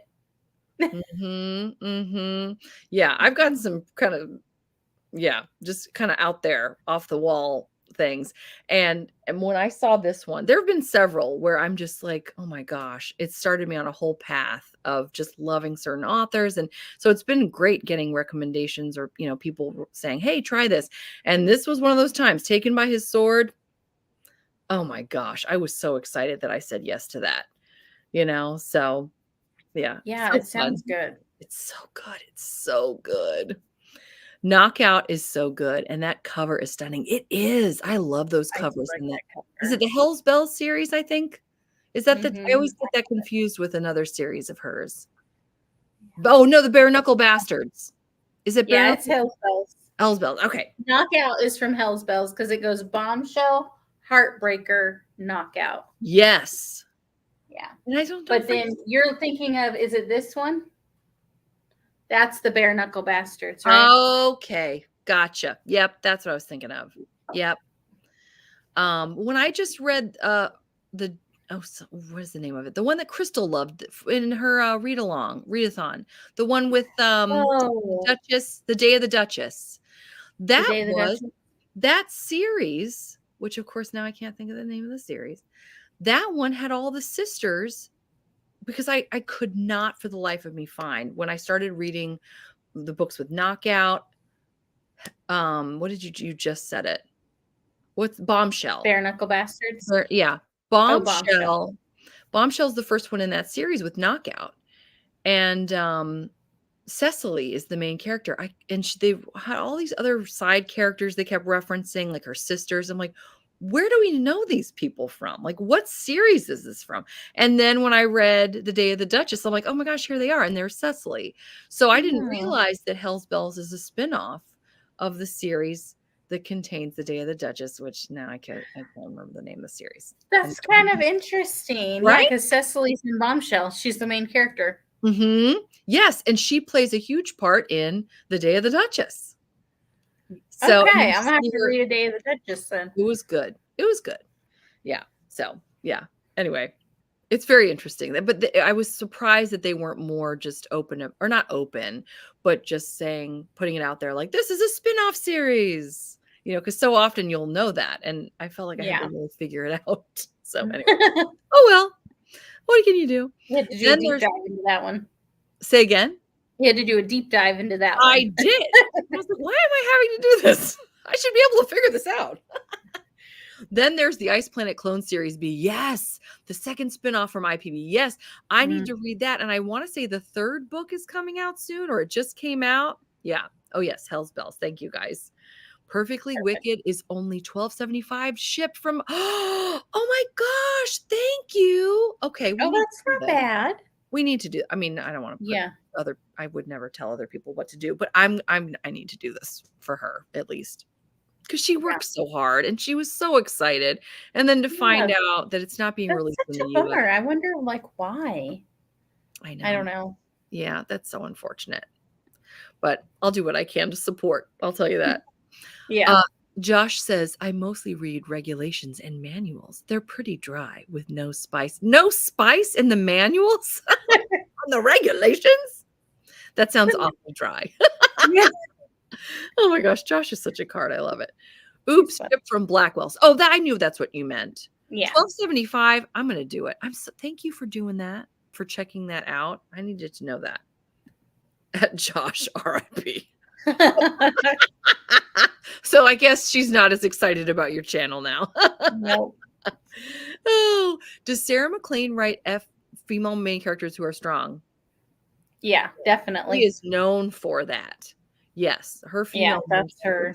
Yeah, you want to see the Hell's Bells. They are all very strong women. Yes. Sure. At Josh. Thanks. See, Amanda's even taking that as a recommendation. Okay, writing down manuals and regulations. I don't think you want any of that. Definitely. Oh my gosh, too funny. All of Sarah McLean's are in the same universe, so they build on each other in publication order.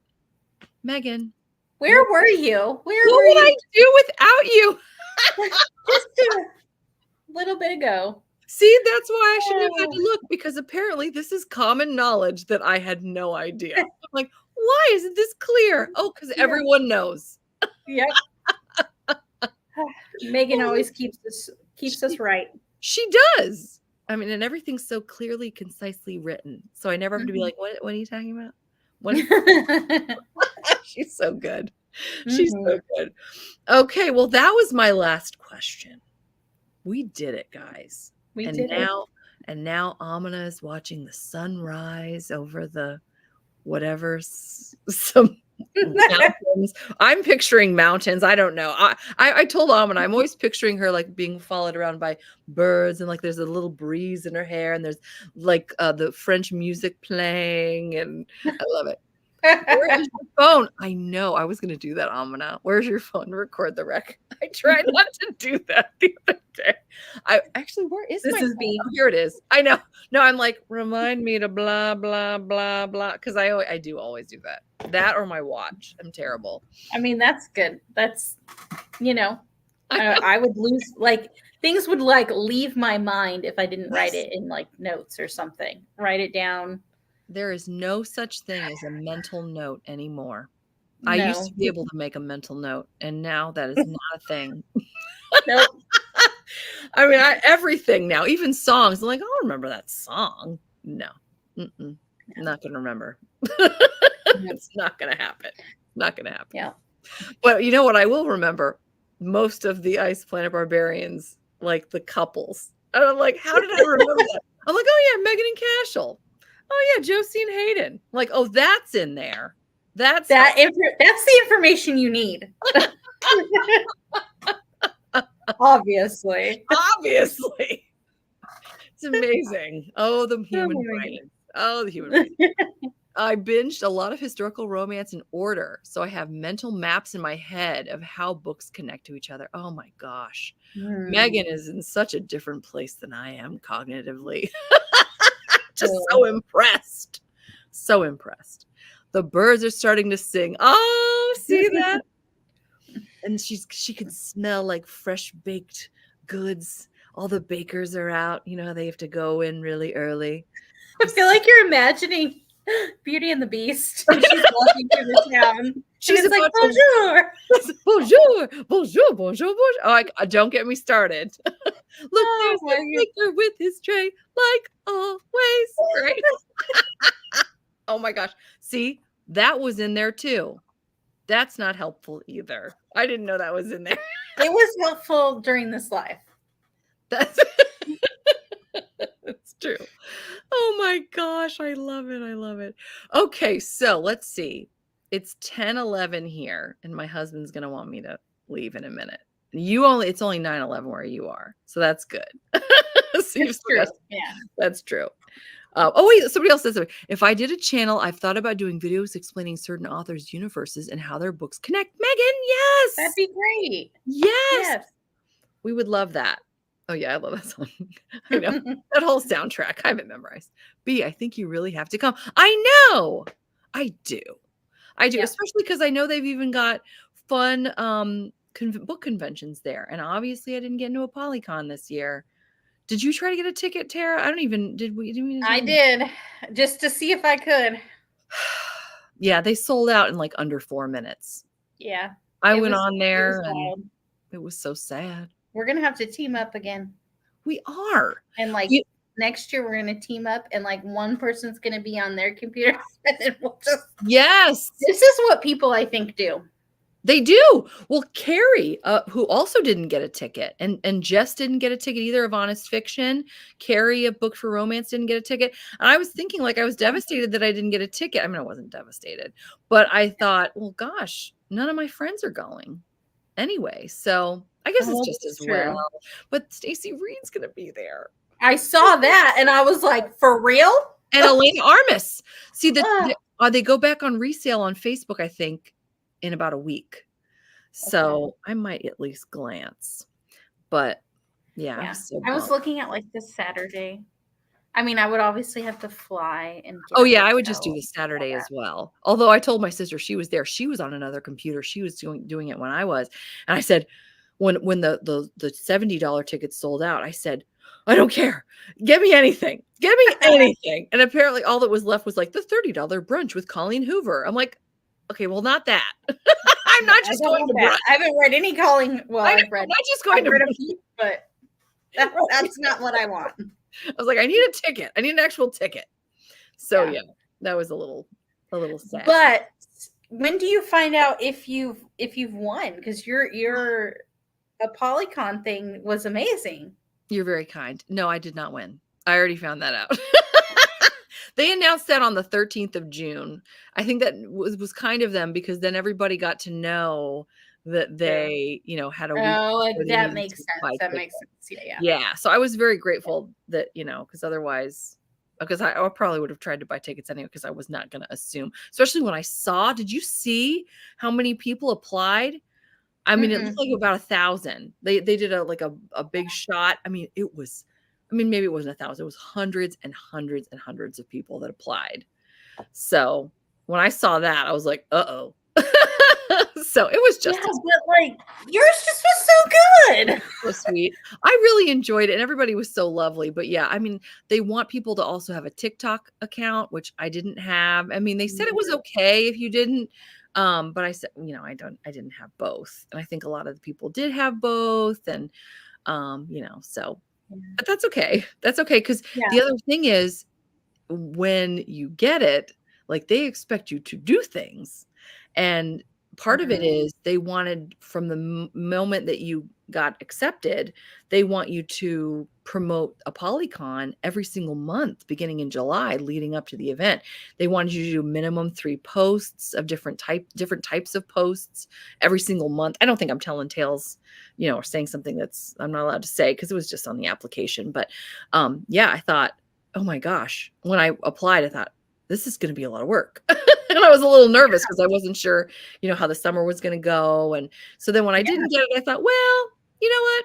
It's still kind of a win because now I don't have to do anything. Of course, at that point, I thought I was going to buy a ticket. I was like, I'll just go and see my friends. And then the ticket sales were like, nope, you're not going at all. And I was like, well, now I'm sad. Yeah. So I might still try. I'm just going to see. And, they actually have you can volunteer. So I might look into that though. But again, that's probably more than just Saturday. So I don't know. We'll see. Yeah. That's a bummer. I did think like yours was excellent. So you're so sweet. If I had any say, I would have voted for you. You're so kind. I was so thankful to everybody that took part. And I mean, they did such a great job. And then I had to unfortunately hack everything that people did. The people that sent things in. And then there were some people I couldn't even include because it was only a minute long. And I apologized to them, but people just sent me so much great stuff. And then I was like, I can only use 2 seconds. It's going to keep it to a minute. Oh. But yeah, I had so many people asking. Say again? That's so kind of them, though. I know. They were amazing. Everybody I talked to, they came back and they were just lovely. So I was very grateful. They were just lovely. So again, the beautiful Bookish community. Yeah. Oh yeah, together. They sure did. They sure did. Cheryl's talking about Megan's BookTube channel. You should do it, Megan. Mm-hmm. You should do it. Oh, you try to get a ticket too. Is Manuals and Regulations a dark Amish story? Asking for a friend. Could be. I love it. Get ready, get set, go. Did you see the Book Bash announcement in Lexington, Kentucky? I'll have to look into that. Fun. That's fun. Colleen Hoover. Yeah, everybody.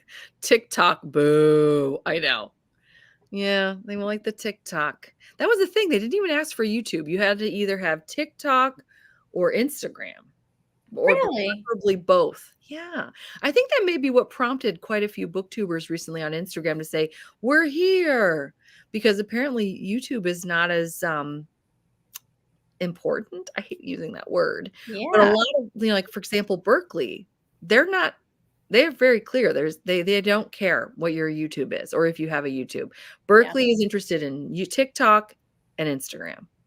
And so I think that's the direction that things are leaning, at least right now. So, but yeah. Which is unfortunate because, we're still here. We're still here. I guess it just depends on how you enjoy getting information about books. If people like the real quick format, then I guess that makes sense. But for those of us that really enjoy a nice deep dive or, more personal connection, it's nice that there's all the different options. So, that's true. But yeah. Yeah. I don't have a TikTok either. I don't even have it on my phone or I don't have it as a personal either. So. Right.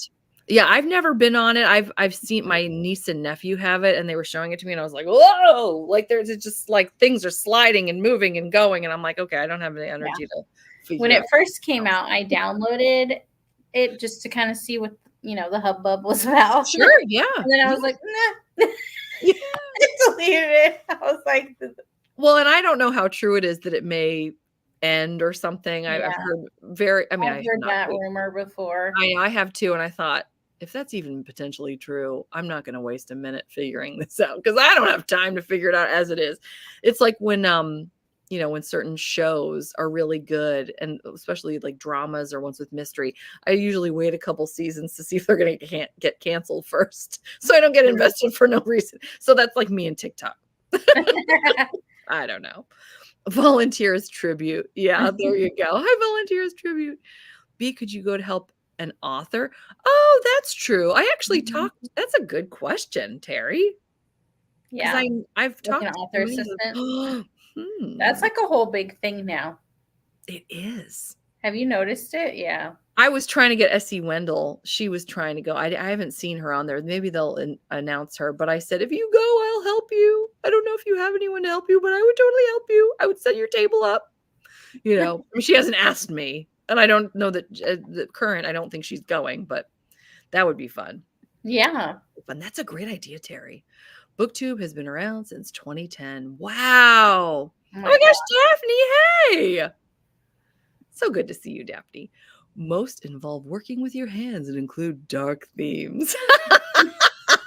We're talking about manuals. What was it again? Manuals and what was it? I can't do it. Regulations. Regulations. There it is. I promised. That's great. That's great. Working with your hands can be very sexy. Oh my gosh. I love it. And on that note, I think that's like a perfect closing. And especially dark themes. Yes. Oh my goodness. I love it so much. Oh my gosh. Well, I am turning into a pumpkin at this point. And I know you probably aren't because you're an hour behind me. So you're probably up for a little bit. But I think I'm getting ready to go to bed. I know my husband's going to be kicking me out soon. So again, that giant dog is downstairs here. So, but yeah. So I think we're going to go ahead and end for the evening. But I have had the best time with all of you guys. And I'm so thankful that we could do this. I love doing this. We need to do this every year. I think we should make it a tradition. Right? Yeah. I mean, Let's it's just do it every year. fun. It's just more fun. It's I mean, fun. I love watching the videos of the mid-year freakout tag, but still, it's just so fun to talk to everybody and hear everybody's, Yeah, because then you get like Rex and then you get what other people enjoy. Yes. I love that.